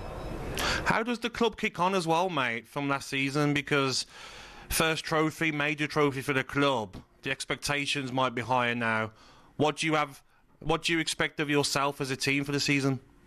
Yeah, I think our expectations of ourselves is to improve from last year. I think we had a terrible start in the league. I think we can all agree that. And then obviously from then we kicked on and started playing better, but we want to be more consistent. We want to improve in the Premier League. That overall, I think we got the record points last year, but you know, us as players and the gaffer especially, like we want to improve that and break the total again. And then in the club competitions, we want to get as far as possible in every competition. You can see that from last year. The gaffer's, he's not going to settle for leaving a competition easily. He wants to win every single game possible. So yeah, I think the mindset that he's got, sort of, he sends that to us as players, and we back him all the way to get far in every single competition we play. Talking about the manager, Olivier Glasner, I mean, he hasn't put a foot wrong, has he, since he joined the Premier League? What's he like? Because I played under different managers. Some were real shouters when you didn't get a performance or a result. Some were more calm with how they spoke to you after a game, and maybe the next day they went through it tactically. What's he like, mate? He's very enthusiastic, intense. He wants to get the best out of each and every player. Very tactical as well. And yeah, like I said, sometimes even if we lose, he might be calm and say, you know, we played very well, we just didn't take our chances, or they were just better on the day, or things like this. But yeah, there's a lot of analysis. We look through a lot of videos of opposition, of how we play. So yeah, very tactical, and he's always involved in training, you know, trying to get involved. He'll stop the session when he sees something that could be different, or we should have played this pattern. So yeah, it makes it so much easier for us as players when he's that involved and that enthusiastic about how he wants us to play and his patterns and his style of play. Let's talk about you now, Adam, because you can always tell when I watch you and I watch other players around the world, when they've got time on the ball, you know they're a very good player. What are your goals for this season? One with Crystal Palace, and also, is it to make that plane to the World Cup? Yeah, I think obviously my season last year was a bit stop-start with injury. So for Palace, you know, I want to stay as fit as possible, play as many games as I can, because obviously we'll have a lot of games this year, hopefully. And yeah, just try and help the team as much as possible, and to, you know, do even better than we did last year. And then, yeah, I mean, I think every player that's English in the Premier League wants to, you know, be picked to go to America come the end of their season. So yeah, I don't really set too many goals personally. I just take it game by game, trying to improve, and you know, I can feel within myself if I'm doing well or I can be doing better. But yeah, obviously when the time comes, then yeah, obviously you're hopeful that your name will be picked and you're on the plane. You made your England debut last year. I want to ask you how that felt wearing the three-line shirt, because I was lucky enough to make my England debut, Germany away. I just felt so proud of playing for your country, a dream of mine since I was a kid. Was that the similar feeling you had, mate? Yeah, I think it's weird because when I was obviously got subbed on and I was playing, I didn't think about it at all, and it's the same whenever I'm playing. I'm just sort of zoned in, focusing on the game, and then as soon as you come off the pitch and you've got people congratulating you, your phone's blown up, you see your family after and they're just obviously so proud, then you sort of start to understand how big of a deal it is to make your debut and represent your country. So initially, I wasn't thinking about it, how big of a deal it was. But yeah, definitely after the game, it sort of hits you and you're like, it's something special. I want to ask you as well, onto this season, you're up against the Premier League champions in the Community Shield, live on talkSPORT on Sunday. How excited are you to play in the curtain raiser, they call it? Yeah, it's another great opportunity, chance to win another trophy, which would be amazing. And yeah, it's against obviously a top opposition in Liverpool. So for us, we want to start the season strong. This is our first game, so we're just sort of building up and getting ready to start the season strong, and hopefully show everyone that we're not content with what we achieved last year, and we want more. What is it like as well? I want to ask you quickly is that when I speak to midfielders and played with midfielders, they loved playing with quick strikers and wingers. You've got Sawyer, you've got Eze, you've got Mateta. What's that like for you when you get time on the ball and you've got so many runners to pick out? Yeah, it makes your life easy, if you've got people running behind, you got JP coming to feet, the defenders, they don't know whether to follow the running behind or stay and get tight to JP or Ebbs, get in the pockets. So yeah, when they're in full flow, it's so easy for us as midfielders because you've got three different options, all wanting the ball. They all want to make things happen. So yeah, when I'm getting on the ball, I'm just looking for them three to give them the ball, and that's when they sort of work their magic and get in behind, score goals, assist, and yeah, it makes my life easy. To finish, mate, I've got a bone to pick with you because, as you might know, my team's Aston Villa, and every time we seem to play you seem to give us a good lesson, including the FA Cup semi-final, which I was at the stadium watching, the most one-sided game I've probably seen all season. So what is it about playing my team that you enjoy so much? Honestly, I don't know. We must just be Villa's bogey team, I guess. No, maybe the styles match up for us, but yeah, it seemed to go well for us last year, so hopefully it continues for us. Good for you, mate. Yeah, keep it up. Good luck in the season, apart from against Aston Villa. All the best, mate. Cheers, thank you. Top man. Very good. Thank you. That was a nice chat. Yeah, Really nice. he seems like a nice lad. Does, yeah. Lots of positivity about Crystal Palace Yes. as well.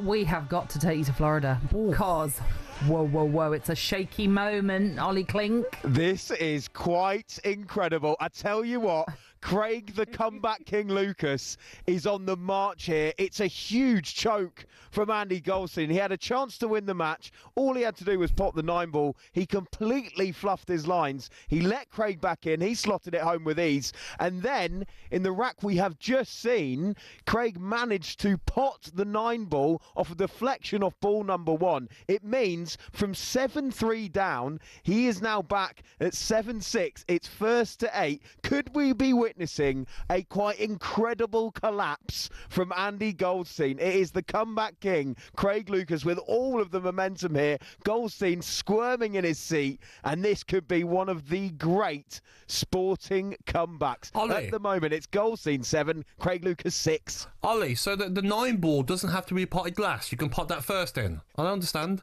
If you hit a ball, Gabby, it deflects off the 9 ball and goes in, you win the rack. So you can actually win one quite easily. And that's what happened in the last one. And it means that Craig is now 2 away, whilst Goldstein is 1 away. So you can actually try that, Dave. If the 9 ball's close to the pocket, you can literally go for it with another ball. Yeah, in fact, at 7-4 down, Craig the excellent, the brilliant Lucas did that very move. He hit the ball into the 9 ball on purpose, managed to pot it, and managed to get himself back into the game. Wow. There you go. Sneakiness. Come on, Craig. Wow, you know, this is the moment where Andy's now sitting there questioning himself. Am I really good enough? Yeah. Can I really make it as far as I want to get in this tournament? Or is Disney and Epcot calling him? That's what he's probably thinking. Is it as bad well. that I really want him to lose? It's not really bad. It's just honest, isn't it, Ollie? It's nice to be honest, isn't it, mate? It is. As long as you're honest to him as well. Oh, yeah, definitely. I mean, Great player. He's wearing Under Armour for a game of pool, right? I mean, that's reason enough. Is really, he? isn't it? Yeah, he is, yeah. He's wearing Under Armour and his trackies. But yeah, I mean, you mentioned Disney there. This could be a fairy tale ending. I've got to say, Natalie, if Lucas can pull this off, we're into what must be the 14th rack. I'm worried about when I'm going to get my next meal, to be honest with you, because I've got no idea when this is going to end, but could be magic on the cards with Craig Lucas right back in it. 7-3 down. He is now back to 7-6. Wow. Okay. Well, look, we'll take a break. So hopefully by the time you return, they'll still be playing, but maybe it'll be all on the next rack. Fingers crossed. That's what we want. But Come on, Craig. Do go to our YouTube channel to see it all unfold right now, live.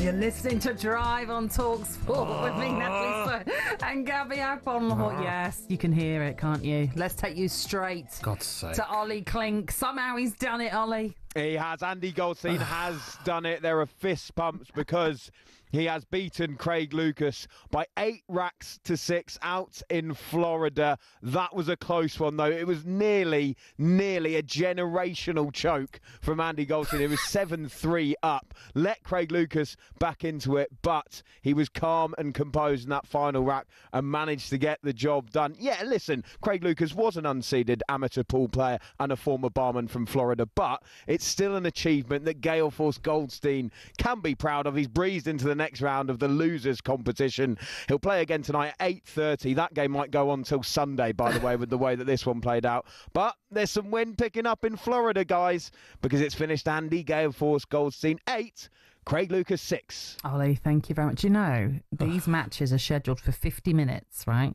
This 50? this one took nearly 2 hours. Embarrassing. There should be an inquiry, really. He's got to come on here and gloat, isn't he? He will. But, you know, then he's got to get it back into the mindset because he's got another match to come. Yes.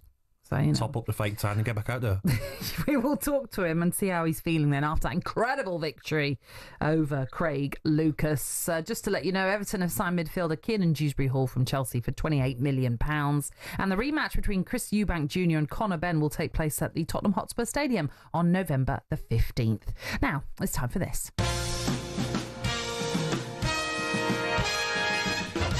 Yeah, this is the best of talkSPORT. We're running you through some of the recent highlights and moments from across talkSPORT and our sister stations too. So let's kick things off, shall we, Gabby, with last night's Sports Bar, where Jason Cundy was alongside the reigning, defending talkSPORT darts champion Dean, the storyteller Saunders. Here's Dino discussing a potential offer from the TV show Dancing on Ice. Dancing on Ice. I done the audition for that. Oh, really? Yeah. What happened? Oh, that guy. Well, I mean, it's a low point in my career, to be honest. I don't really want to talk about it, but they give the job to Gemma Collins instead of me. I got subbed by Gemma Collins. And to be fair, she did skate into the crowd and made the series. Didn't she faceplant? Yeah, she went straight in there. She was entertainment-wise. You say it's a low point in your career. Look where you are now. I mean, to be fair, I think they made the right choice with Gemma. She was 100% gold. comical. Yeah. That's what you want. Are you a bit of an ice skater? I'm the worst you ever find. Ooh.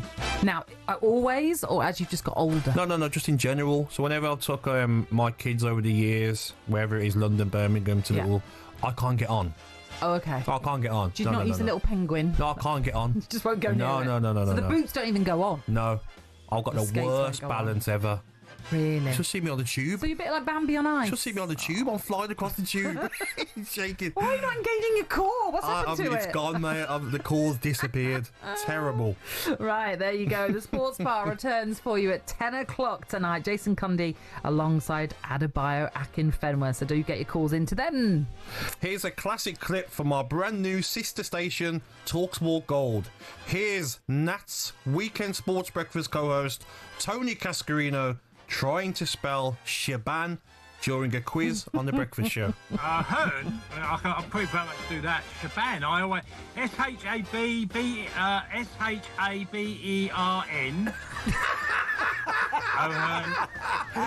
I think a couple of those letters were right, but only a couple. Oh, it's not, is it with an I? No, look, just go with Shaban again.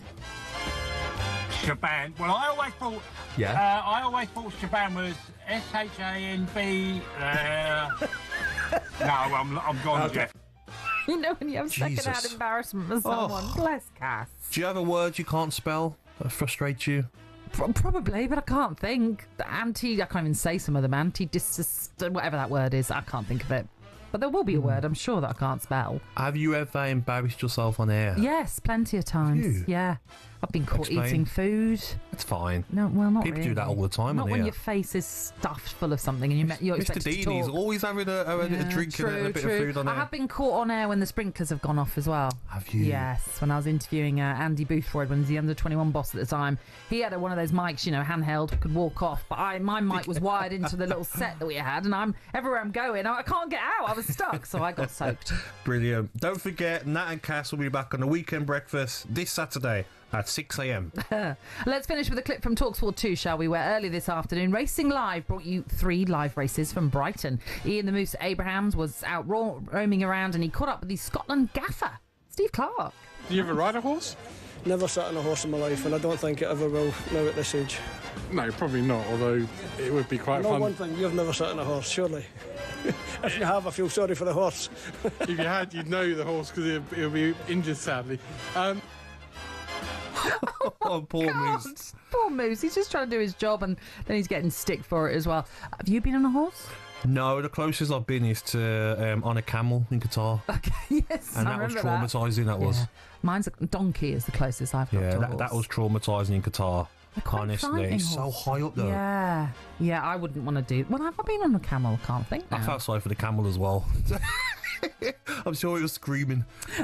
Get off! Get off! Get this lump off me. Oh, well, that was the Moose then, who will be bringing us updates from that Arsenal-Villarreal game a little bit later on as well. Racing Live returns to the Brighton Festival tomorrow afternoon from 1 o'clock. And, of course, make sure you have the talkSPORT app, where you can swipe between talkSPORT, talkSPORT 2 and all of our other sister stations, so you never miss a moment.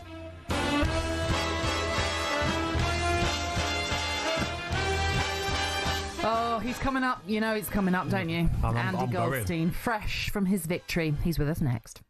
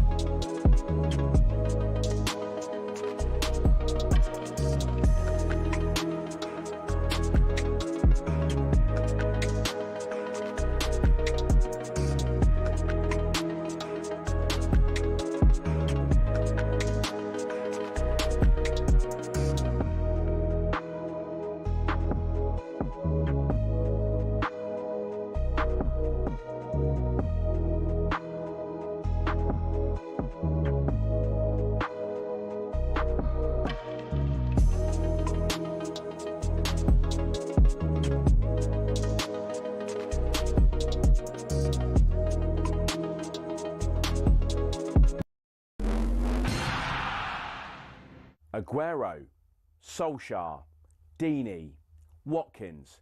Sure, you know all about those last-minute goals, but have you heard the one about the on-loan goalkeeper who saved his temporary employers from disappearing out the Football League and into almost certain financial oblivion? Back in 1999, Carlisle United, managed by Nigel Pearson, were fighting to stay in the Football League. Carlisle's finances were precarious with a capital P that season, leading to a scenario where, with 3 games to go, they had to ask the FA to sanction an emergency loan deal to bring in a goalkeeper. Swindon Town's Jimmy Glass arrived at the club. His efforts in his first 2 games earned the Cumbrians 2 draws. Those vital points meant that Carlisle went into their final game of the Division 3 season, now League 2, needing to beat mid-table Plymouth Argyle in front of their own fans and hope their relegation rival Scarborough didn't win against Peterborough at home.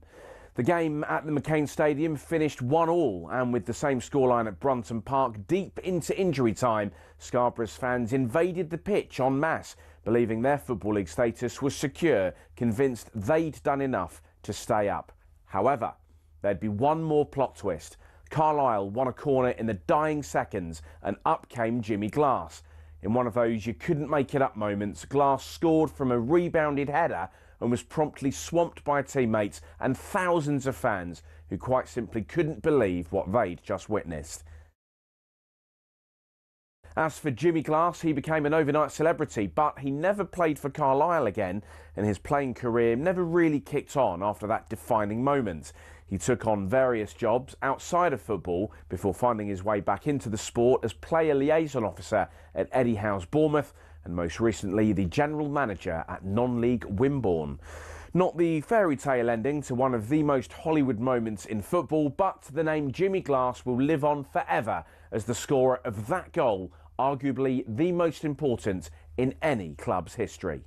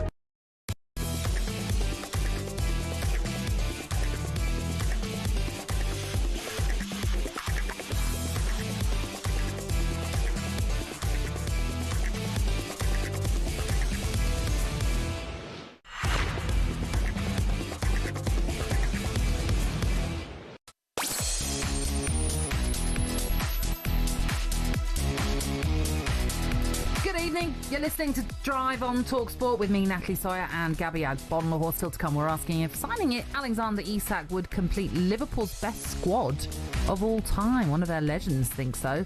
But now rising star Moses Atoma returns to action next Saturday, and it's live right here on talkSPORT. It's the biggest fight of my life and career. Dillian, the body snatcher. Everyone's saying how great he is. The biggest, hardest fight, the hardest puncher, the quickest puncher, the fastest guy. Tauma is going looking for another showreel knockout. Moses Tauma can take him out right now. The strongest guy, the most intelligent, the most patient is boxer. He's a better mover than Mike Tyson, like a bit more fluid. Oodles of natural talent. I even phoned Dylan, I don't know why you're taking this fight. 2 national titles, 3 European gold medals, and a world title. As a professional, I'm looking to replicate that. Everyone portray him as a superhuman. That's what I'm approaching the fight. I'm fighting Superman. If he can beat Dylan White, then it's certainly the real deal. Dylan White is victorious. Yes, live boxing returns to the talkSPORT network then next Saturday as we bring you commentary of the huge heavyweight clash between rising star Moses Atoma and the old guard of Dillian White in Saudi Arabia. Our top team will be out in Riyadh, bringing you all the action from a busy fight week before taking you closer to the action than anywhere else with our ringside coverage and live watch-along too. So that's Moses Atoma versus Dillian White next Saturday on the talkSPORT network and talkSPORT Boxing YouTube channel. Now, Arsenal are in some pre-season action right now at the Emirates. They're taking on Villarreal. A certain Victor Gyökeres in action. Ian Abrahams is across it. and we played 5 minutes. Arsenal 0, Villarreal 0. Gyökeres got his first touch inside 30 seconds as the game started. The ball passed back to David Raya, who smashed it downfield, and Gyökeres almost set up an opportunity inside the penalty area where he is now. Ball into the middle, just goes over the keeper and over Gyökeres, and Villarreal get it clear. It's all been Arsenal on the attack in the opening 5 minutes here. It's Arsenal 0, Villarreal 0. All right, more from Ian then throughout. Now, talkSPORT's very own Andy Goldstein has once again been in action at the Florida Open Pool Championship, and we've got a success for the Gale Force. Andy Goldstein has done it. There are fist pumps because he has beaten Craig Lucas by 8 racks to 6 out in Florida. That was a close one, though. It was nearly a generational choke from Andy Goldstein. It was 7-3 up. He'll play again tonight at 8:30. That game might go on till Sunday, by the way, with the way that this one played out. But there's some wind picking up in Florida, guys, because it's finished Andy Gale Force Goldstein 8, Craig Lucas 6. Yeah, finally, he got that win under his belt, having been hammered 9-1 by So the happy for Pearl him. Strickland yesterday. I know you are. The dramatic You're so scenes in delighted. here when he won. I know, fist pumping, Yes, buzzing for champagne him, man. popping. Buzzing for him. Let's get that across to Okay, him right sorry, now, is he here? because Andy is joining us. How are you, Andy? Oh, good. Hello, Andy. Look at that smile. I'm good. How lovely to hear from Ollie Clink and all these kind words. I really hope he doesn't roll his other ankle. I'm really well, as you would imagine, after that victory. Yeah, I mean, you didn't make it easy for you, did you? Well, you have to remember, Natalie, I'm not actually a pool player. I know I do look as though I've... Neither I've got was the bit, but Craig that's Lucas. not actually my game, right? So... How dare you? He's a professional pool player. I don't know what Ollie Clink has been telling you. He's on the tour. He's a pool player. He's won matches before. Okay. But he didn't win today, and that's the main thing. And I have to tell you, it's one of the greatest moments of my life. I've got 2 kids, and of course, when you become a father, everyone says they're the greatest moments. This is above both of them, and getting married. It's the greatest moment of my life. I'm sure they're so happy to hear that. Andy, watching the game, I was so impressed with your form, and I even said to Natalie, "Is there anything that Andy can't do, mate? You're a special guy, Andy. Keep it up, mate." That's very good. Do you know what, Gabs? It's very kind of you to say. I have to say, I loved the match. I know it was a little bit long. There was no shot clock. I don't know if you've been watching, Paul, but on the match table there's a shot clock. Speed it up for the TV people. But on the outer tables, and this one as well, another TV table, no shot clock. So that just meant I could take my time, and that's so important. And I just thought, apart from the 9-ball miss where it looked like I choked, I didn't. Ryan, by the way, I have to tell you this. So the reason I missed that 9-ball to win the match about 2 racks before is I'm down on my shot, and Ryan Bryan, who's behind the camera, he's thinking, oh, I'm a little bit close here. I could pick my camera up and get a great shot. So as I'm down, up comes the camera in my eye line. Lights start flashing. I'm like... Anyway, so I missed it because of Ryan. But when he's shaking his head, but that is the truth. So I told him off when I had another chance to win. I went, Ryan, don't move, as I was on the 8, rolling it onto the 9. But I just played really well. Apart from that ball that I missed, I played... really, really well. I cleared that one out to clear up. I cleared up at the end. There's also a moment in it where apparently Ollie Clink didn't really know the rules. So, Ollie, if you're watching, maybe do a bit of research. That if a player fouls 3 times on the trot, it's got to be on the trot. It's not 3 in a rack. It's got to be 3 on the trot. They lose the frame. And it's very rare that you see that. And I managed to do that. That's how I won one of the racks today. He fouled 3 times on the bounce. And so to win a frame like that or a rack like that, is... I was really, really... I'm just delighted to have won, because if I would have lost after I missed that ball, the stick I would have got when I came back would have been just unbearable. So, yes, I'm a very happy man. What next, Andy? When do you play next, mate? Who are you playing against? I've got a few autograph session signings. I've got a book deal that's just come in, and a movie is going to be made in about half hour. I've got to go to Hollywood from here. But after all that's done, I think I'm playing in about 2 hours, which is live on YouTube.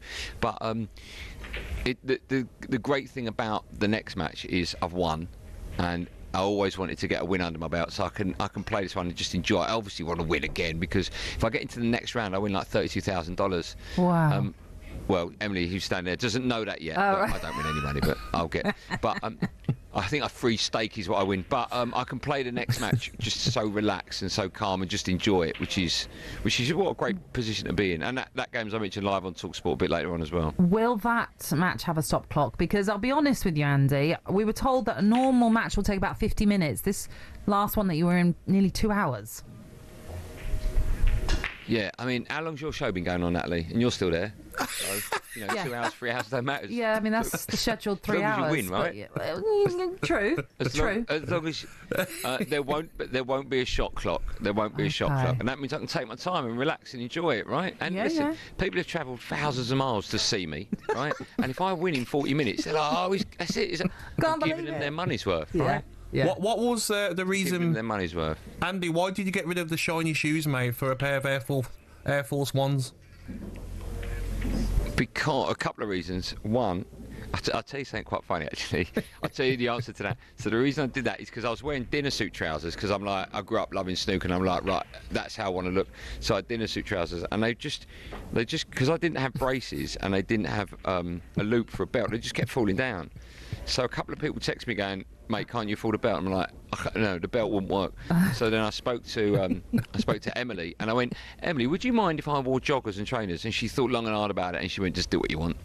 And I went, okay, so I wore this. But I tell you something funny, is I changed a few things. Right? I'm not superstitious, but I thought, well, I'm going to change the trousers, change the socks, change the shoes as well. I'll play a little bit different. I thought, right, I've got 2 towels with me that you might be curious with. One's an old towel that Jimmy White used to own, and for sentimental reasons I took that with me. But then there was another towel in there that I'd never used, and someone just gave it to me when they gave me the cue. And it's a John Paris towel, and now it's green.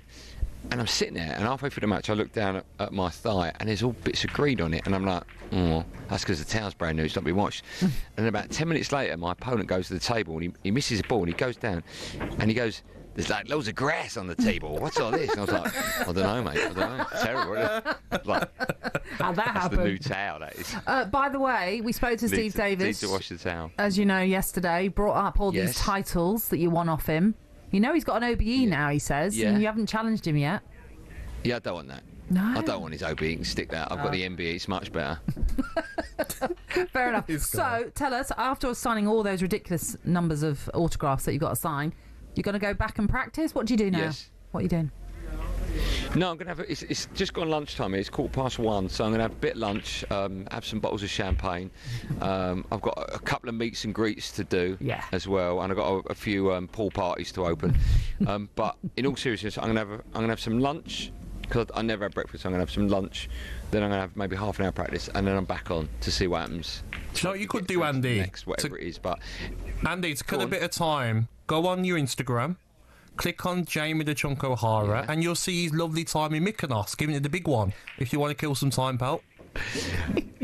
I'm a little bit envious, if the truth be known, because I would rather be there hanging out with like Katie Price and Wayne Lineker and Gaffney than here in Orlando, round the corner from Universal and Hollywood Studios. The question, the last question really though is, Andy, that you got this match coming up, but you've got all those park tickets. They're going to go to waste, aren't they? Yeah. No. The parks are open till 11. I've already checked. Don't worry. Good. Good planning. And I'm here till Monday, so I'm going to try and get in. If I were to lose today, which I hope I don't, but either way, from tomorrow Friday, I've got to go Magic Kingdom, Epcot, Universal, Disney Studios, and then there's about 5 or 6 lap dancing clubs Gabby's told me about. I've got to visit these 3 on his head. You can't tell people that. Well, you said that you owe them money. I've got to go back and pay it back for you. Do you not want me to do that? Let me delete my bank details. I'm done. I don't know what to say. Okay, I'm done. Andy, we're going to say goodbye until you get yourself into even more trouble. I will see you later. Andy Goldstein, he won. He's through to the next round. You'll be able to find out. That was a lie, by the way. Was it? Yes. Good. Nice to clarify. Not 5.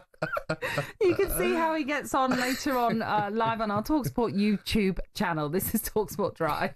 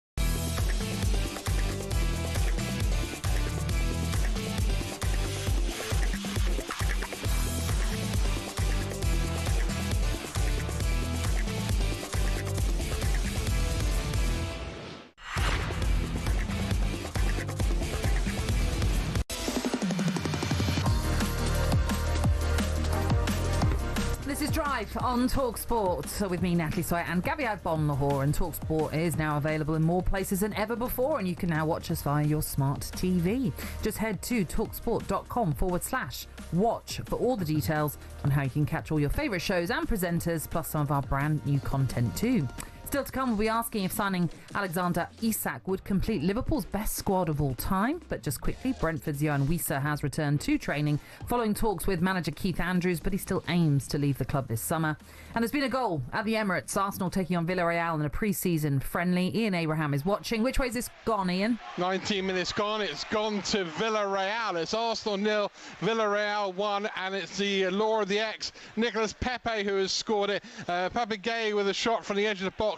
Cannon back off the post, and David Raya was recycled by Villarreal. When the ball was put into the box, Raya could only tap it out with his arms into the path of Nicolas Pepe, who slammed the ball home. He didn't celebrate afterwards. Once record signing here for Arsenal, and then didn't really work out for him, but he's come back today and scored for Villarreal. Arsenal 0, Villarreal 1.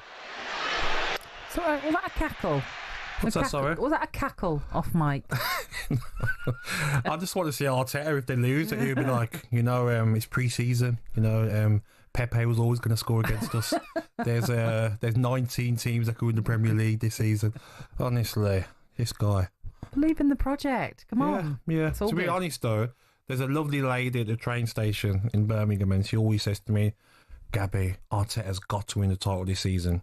And a couple of days ago, I think I was on with you, or Andy actually last week, I says, if he gets top 3 and they don't lose the title by more than 6-7 points and they win a FA Cup or Carabao Cup, it's not a bad season. Okay. She pulled me this morning and says, Gabby, you better say on that show that if he doesn't win the title, Arteta, he's got to go. Don't want to win an FA Cup or Carabao Cup. The money he's spent, how long he's been there, he has to win the Premier League. And I was like, well, Liverpool have spent this, and Man City. We're having a proper debate at the train station. Liverpool, Man City and Chelsea have spent. She's like, no, I've had enough. It's now or never. And maybe there is a section of Arsenal fans that feel the same as her. Well, when you've been talking about you just missing a piece of that jigsaw, now they've got Gyökeres, it does ramp it up, Of course, pressure's on. Yeah. Just to get to a story that we've just spotted, the Daily Mail's Craig Hope has revealed that Newcastle are seeking a new transfer target, and it is the Aston Villa captain, John McGinn. Craig says Eddie Howe wants the Scottish international, and he is now high on the club's shortlist. Now, you were saying you don't need to sell Villa earlier on. Yeah.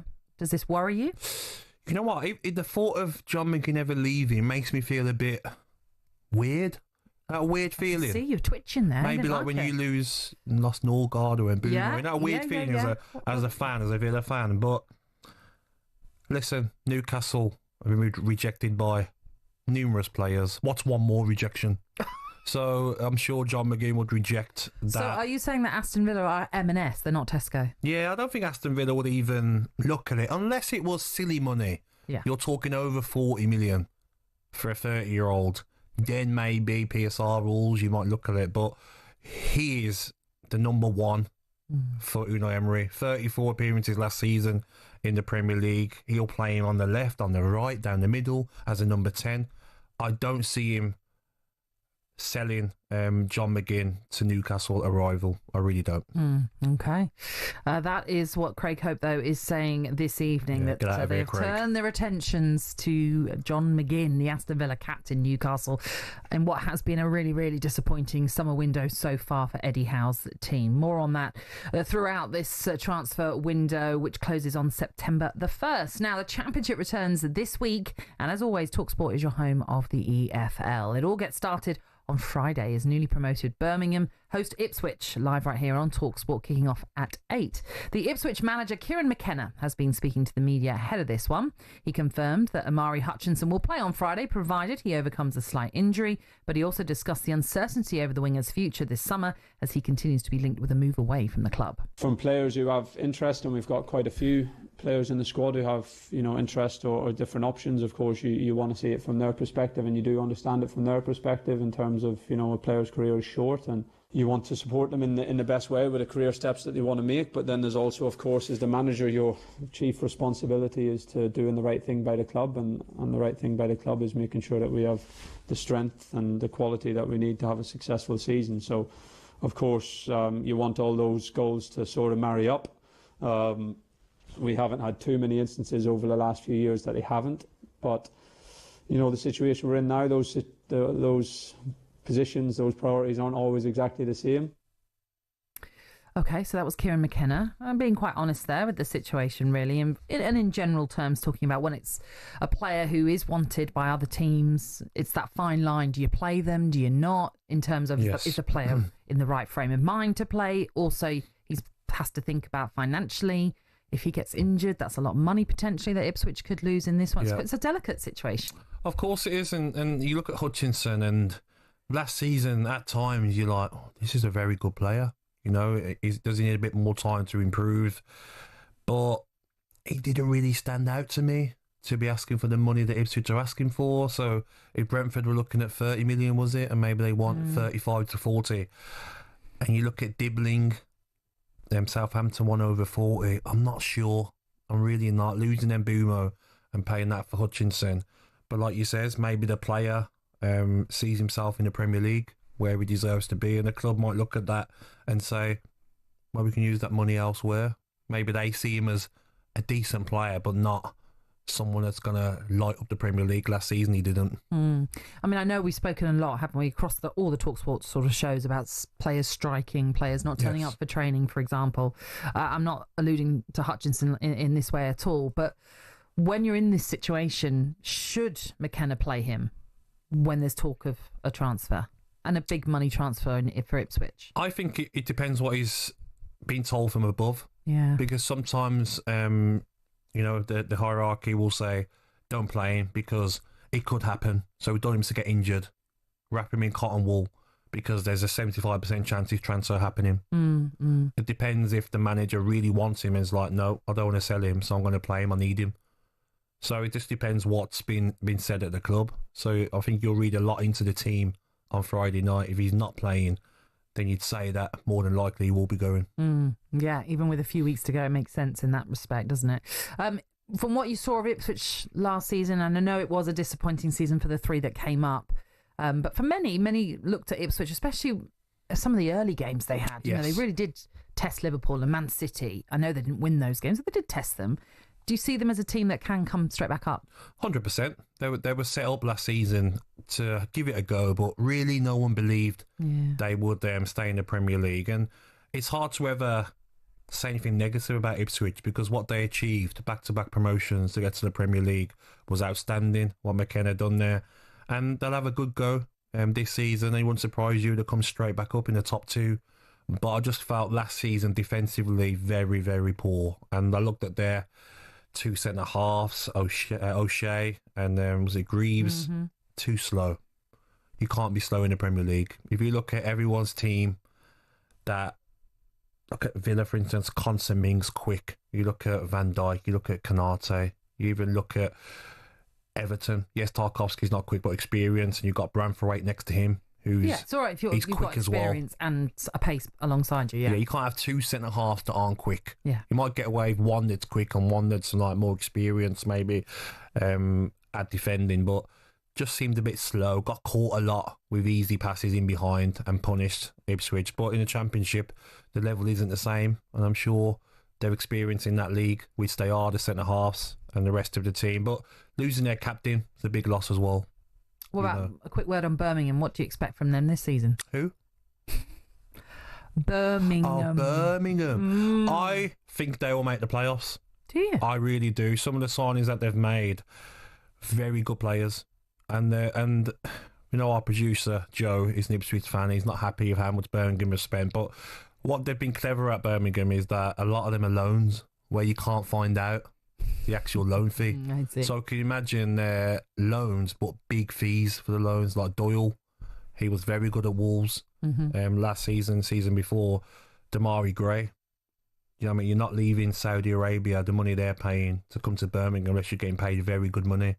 So they've got some very good players and owners that want to get back into the Premier League, and I hope they come up, like I says. I really do. For the city, exactly. For the rivalry. Yes, why not? All right. It's boring, them down there. Okay.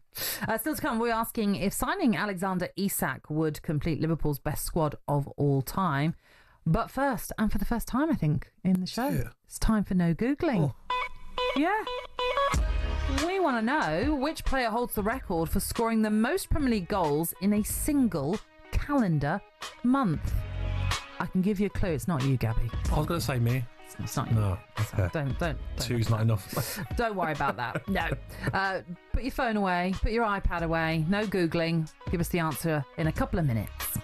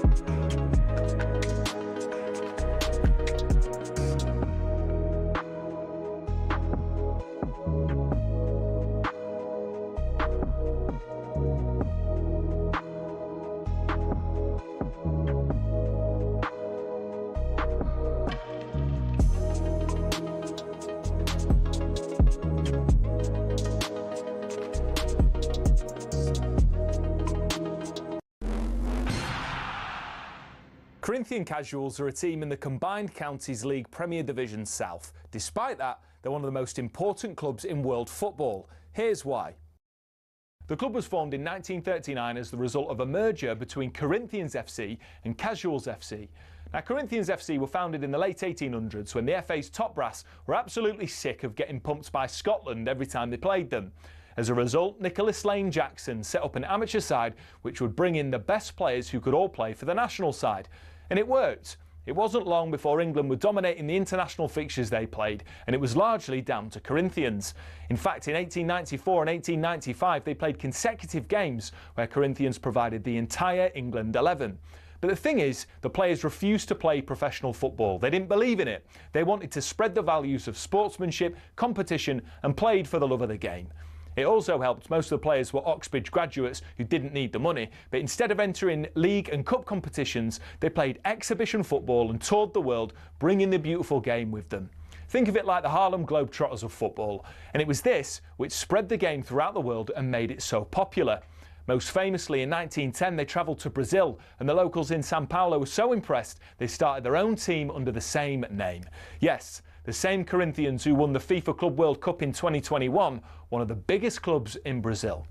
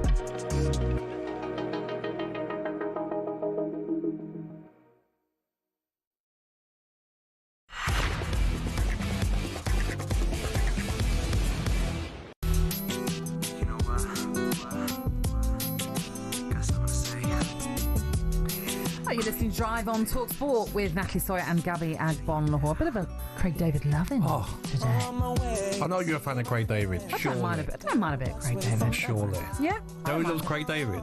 McCoist. Does he? Yep. Over the road, restaurant, we had a good old party a year ago. Me and him singing to Craig David. He's that guy in the alley though. He likes every sort of music. Likes it all. He's like that cool granddad, isn't he? I was going to say, I don't think he wants to be known as a granddad just yet, but he's a cool guy. We can certainly say that. A few moments ago, we brought you No Googling. We asked which player holds the record for scoring the most Premier League goals in a single calendar month. Any idea? I'm going to be safe and go Ian Wright. You needed to fast forward a little bit further. Oh, really? We were looking for Luis Suarez. 10 goals in December 2013. I reckon it was that month when he scored loads against Norwich. Do you remember? He played against Norwich, and I'm sure he scored like 4 in a game. I mean, what a player, by the way. What? I know. Wow. I had the privilege of meeting him once at an event, and he was lovely. Yeah. Him and his wife, it was just gorgeous. And, you know, obviously he had his reputation. He was a bit partial to the odd biting, wasn't he? I know, yeah. But he was lovely, and all these fans that were there were queuing up, and even though he had a train to catch, he was happy to just wait for them all to get the autographs. Did you bite any of them? He didn't, actually. He was very polite and very smiley and very happy. Kept his teeth to himself. Yes, he did. But he was very nice. Following us from 7, Max Scott hosts the Transfer Insiders this evening as he is joined by Rory Jennings for that. And Arsenal are currently in pre-season action as they're taking on Villarreal. Ian Abrahams is at the Emirates watching this one for us, and it's gone from bad to worse, I think. And back again, 36 minutes gone. It's Arsenal 1, Villarreal 2. Christian Norgard has just headed his first Arsenal goal. It was a ball to the far post.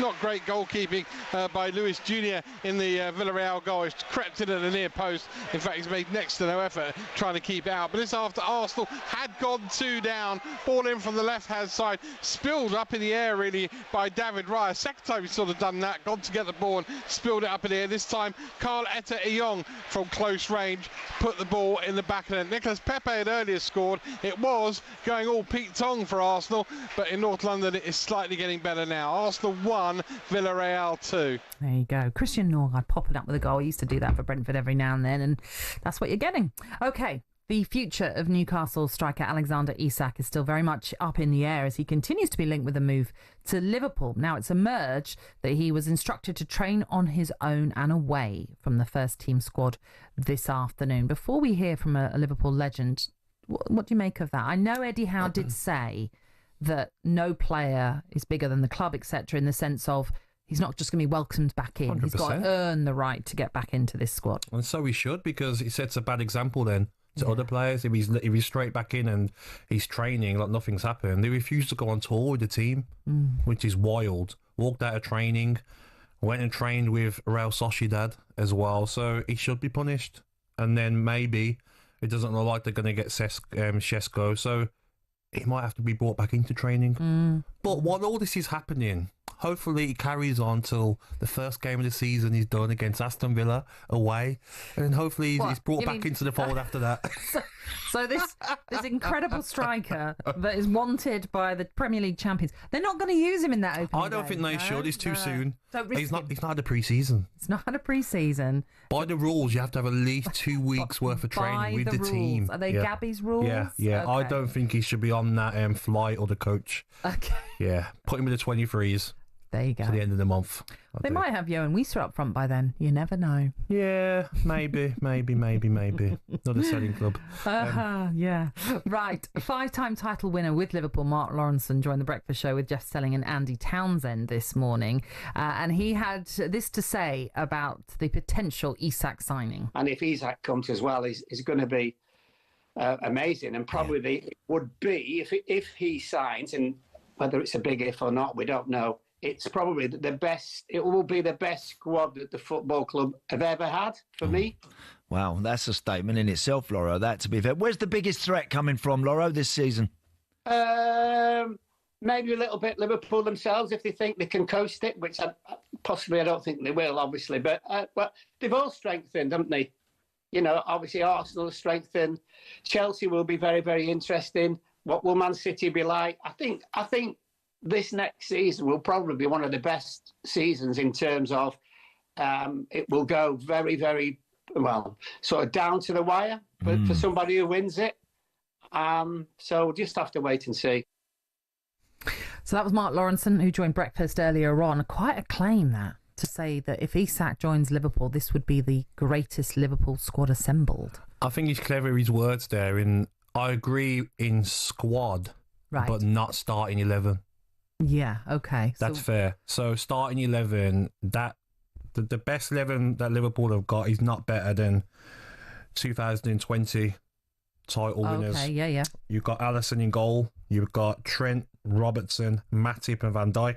Midfield 3, Wijnaldum, Fabinho and Henderson. Front 3, Salah, Mane and Firmino. I'll take that any day of the week. That was a frightening team. Well, it was a frightening team, and cut to the league, didn't they, that year by 18 points. Even when they didn't, they went toe-to-toe with Man City. Yeah. For many seasons. That's true. But obviously bringing Isak in, I mean, that just elevates this Liverpool squad even further, which is already been incredibly bolstered this summer. It's just, I fear for everyone. Yeah. Because imagine if you've got Gakpo or even Wirtz off that left-hand side, Salah off the right-hand side, Isak down the middle. And then, you know what, Isak, you're getting tired after 60. Ekatike, on your come, pal. Go and cause havoc. Defenders would be like, are you joking? You're bringing that level of quality off the bench that can rotate as well. Isak can come off the left. Zoboszlai is going to be rotating, maybe reverting that number 8 position. Gravenberch, McAllister, Curtis Jones and Elliott off the bench if Elliott stays. Just so many options. It's scary. So are you basically writing everybody else off? It's Liverpool's to lose, essentially. I wouldn't write everyone else off, but if I was a betting man, I was going to bet any of my hard-earned money. Well, some people say it's not hard-earned because footballers is giving it. I would bet on Liverpool to win the title, but I still think Arsenal and Man City will be close. But I just think if you're got 2 strikers Ekatike and Isak and Wirtz, and you look at defensively as well, Kirkes, who's outstanding flying forward, Frimpong on that right-hand side. I just think they're going to be scary, Liverpool, and how comfortably they won it last season and the way they've improved that squad dramatically. I just fear for everyone.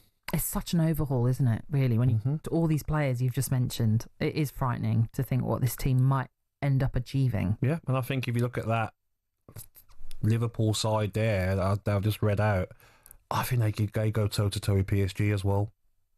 Yeah. I really do, because yes, they did get a good hammering away and then come away with a 1-0 win, Harvey Elliott late goal, but I just think Isak down the middle. And imagine some games you can go Isak off the left, Ekatike down the middle, Salah off the right, and Ekatike looks like he's about 7 foot. Have you seen him? Yeah, I've seen him in little clips, and he's massive and quick. He's got it all himself. Wirtz is going to have a point to prove to such a large fee, 116 million.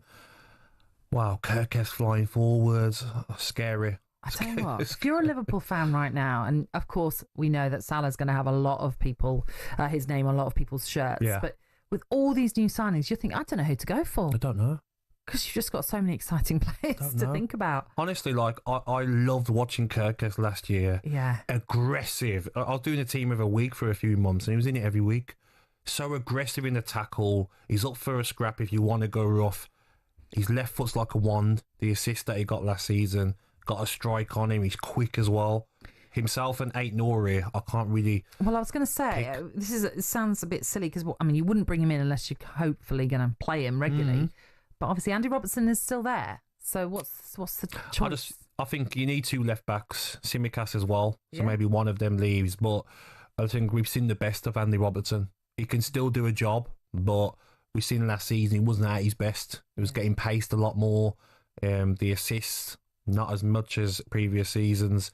I just think Kirkes is an upgrade, and Arne Slot wants his own signings. If he's paying all this money for these players, they're starting.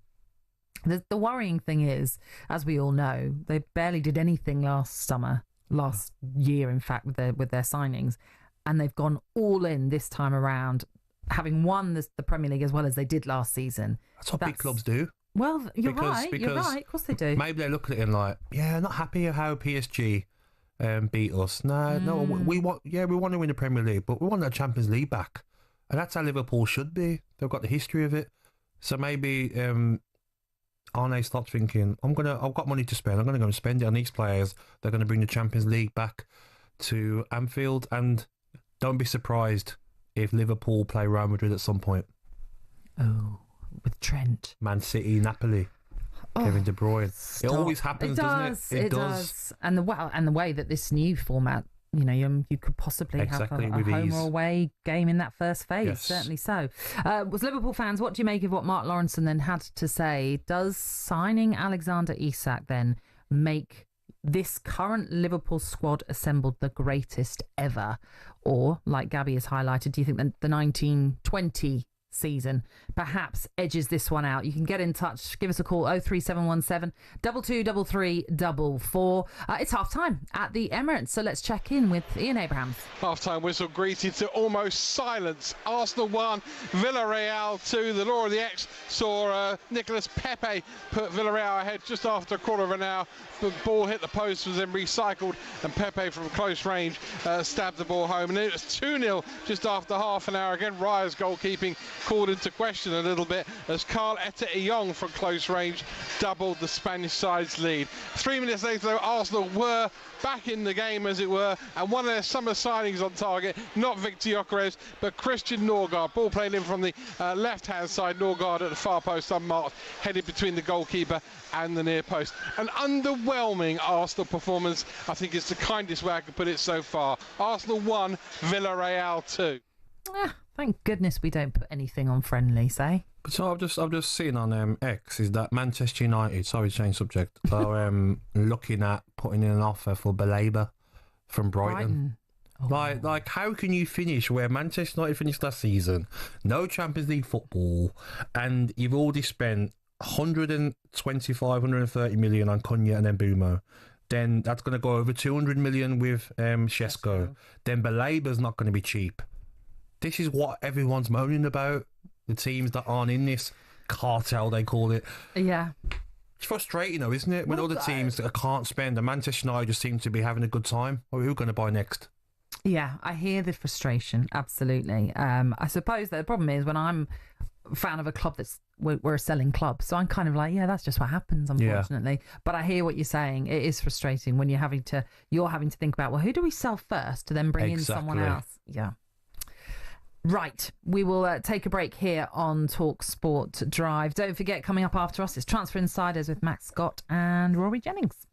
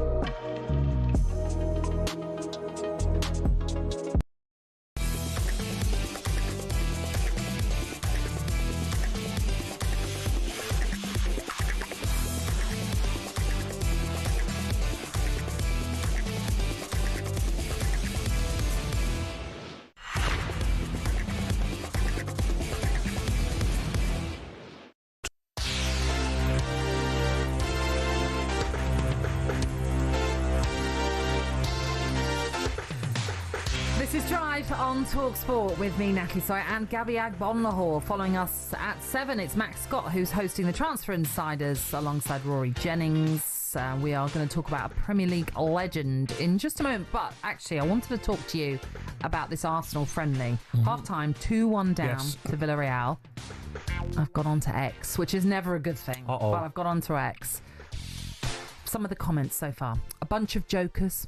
Kick Arteta out. This team is not going to thrive. Why is Arteta so rigid with his tactics? There's a lot more like I can't say as well. How much is put on friendlies in terms of results? I've always said this. When I remember playing, pre-season was about... Obviously, you don't be losing 4 or 5-0. Then everyone's looking at what's going on here. But they're down to a good Villarreal side. 2-1. It's about fitness. It's about that's not your starting team that's going to start the first game of the season. What I always look for if I'm a fan is the game a week before the season starts. So normally the Saturday before, you'll play a game against a very good team. We played one against Fiorentina, Inter Milan. That's normally where the starting team's ready for the next week. Yeah, that's the telling. Yeah, that's the one where you look at and be like, how do we look? Because we're a week away now. This is a bit worrying now if we're not performing. But this game tonight, come on, different players. Gyökeres his first start, Madueke on the bench. Fans are something else, aren't they?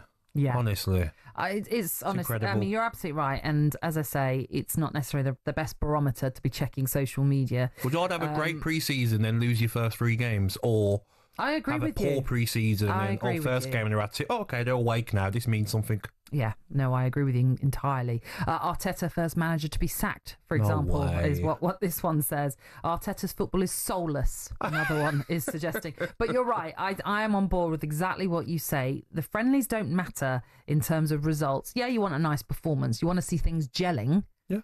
But are the players match fit? Yeah, as long as they're getting as fit as they possibly can be for what will end up being a long season, that's all that matters. And also, don't forget that if there's a tackle that 50-50, maybe you're pulling out. There's no problem. Yeah, exactly. You're not last-ditch tackle is not going to make. You only get injured. So don't look at pre-season. I'm going to be seeing Keith Andrews at Brentford on Friday. We're hosting Borussia Mönchengladbach. Oh, you're going to that? I am going to it. Lovely. I'm looking forward to that. Loads of spare tickets. I don't know. I don't know about that, and I'm not getting into that. Let's quickly talk about Jamie Vardy. I mentioned a Premier League legend. He's today been linked with a move to the MLS for Messi's Inter Miami. His wife, Rebecca, may have leaked the destination. No comment. She posted an image on her Instagram account of their kids all wearing full Inter Miami kits. I don't see that. Why? No, I just don't. Luis Suarez there, just signed. Rodri de Paul. Messi. I just don't see that happening. I think the problem with Vardy, why he's not got a club now, is sometimes when you're on a free transfer, don't matter your age, everyone thinks it's like it used to be 15, 20 years ago. It's not like that now. The MLS, yeah. No, but no, just free transfer in general. Sorry, yeah. Like, how was your season last season? And especially his age, maybe the wage demands that he's asking his agent to go and find. Clubs are probably like, yeah, good one, mate. Like, yeah, I know what you mean. You're not getting that, and that's why he's probably dragging on now, because he would have thought he'd have a club by now. Maybe some lower Premier League clubs have offered something, and he's like, nah, I was earning this last year. You're not matching what I'm earning. Do you think he could still do a job in the Premier League? I don't think so, no. I think even when I watched him last season, yes, he scored a few goals, but hasn't got that electric pace anymore. He's not a player that's going to hold the ball up and bring others into play. So I think once he's lost that electric pace, he's not a natural finisher, even though he did score many goals in the Premier League. I just think it just makes sense to go to the MLS. I just don't see Inter Miami. We're also awaiting the announcement that Heung-min Son is joining LAFC as well, which is going to be a big coup for them, signing him. Would you ever like to have played in the US? I would have loved it. It was one of my dreams as a young boy to go and live in America. Inter Miami would have been perfect. I did look at, I love a trip to Miami or New York Red Bulls. Yeah, that's not a bad one. New York's a great destination. Yeah. LA Galaxy would have been perfect. But I wouldn't turn my nose down in Chicago either. Start listing them all. Or Atlanta. Join up with Dean Smith at Charlotte exactly. FC. It would have been lovely. But no, it didn't happen for me, sadly. You know. Hey. We move. At one stage, you were the all-time top Premier League goal scorer. But I am the all-time Premier League top goal scorer, born in the city. Boom. My God. Love it. That's one way to end the show. Gabby, it's been a pleasure. Thank you. Natalie. On the way next, it is Transfer Insiders. Max Scott and Rory Jennings with you.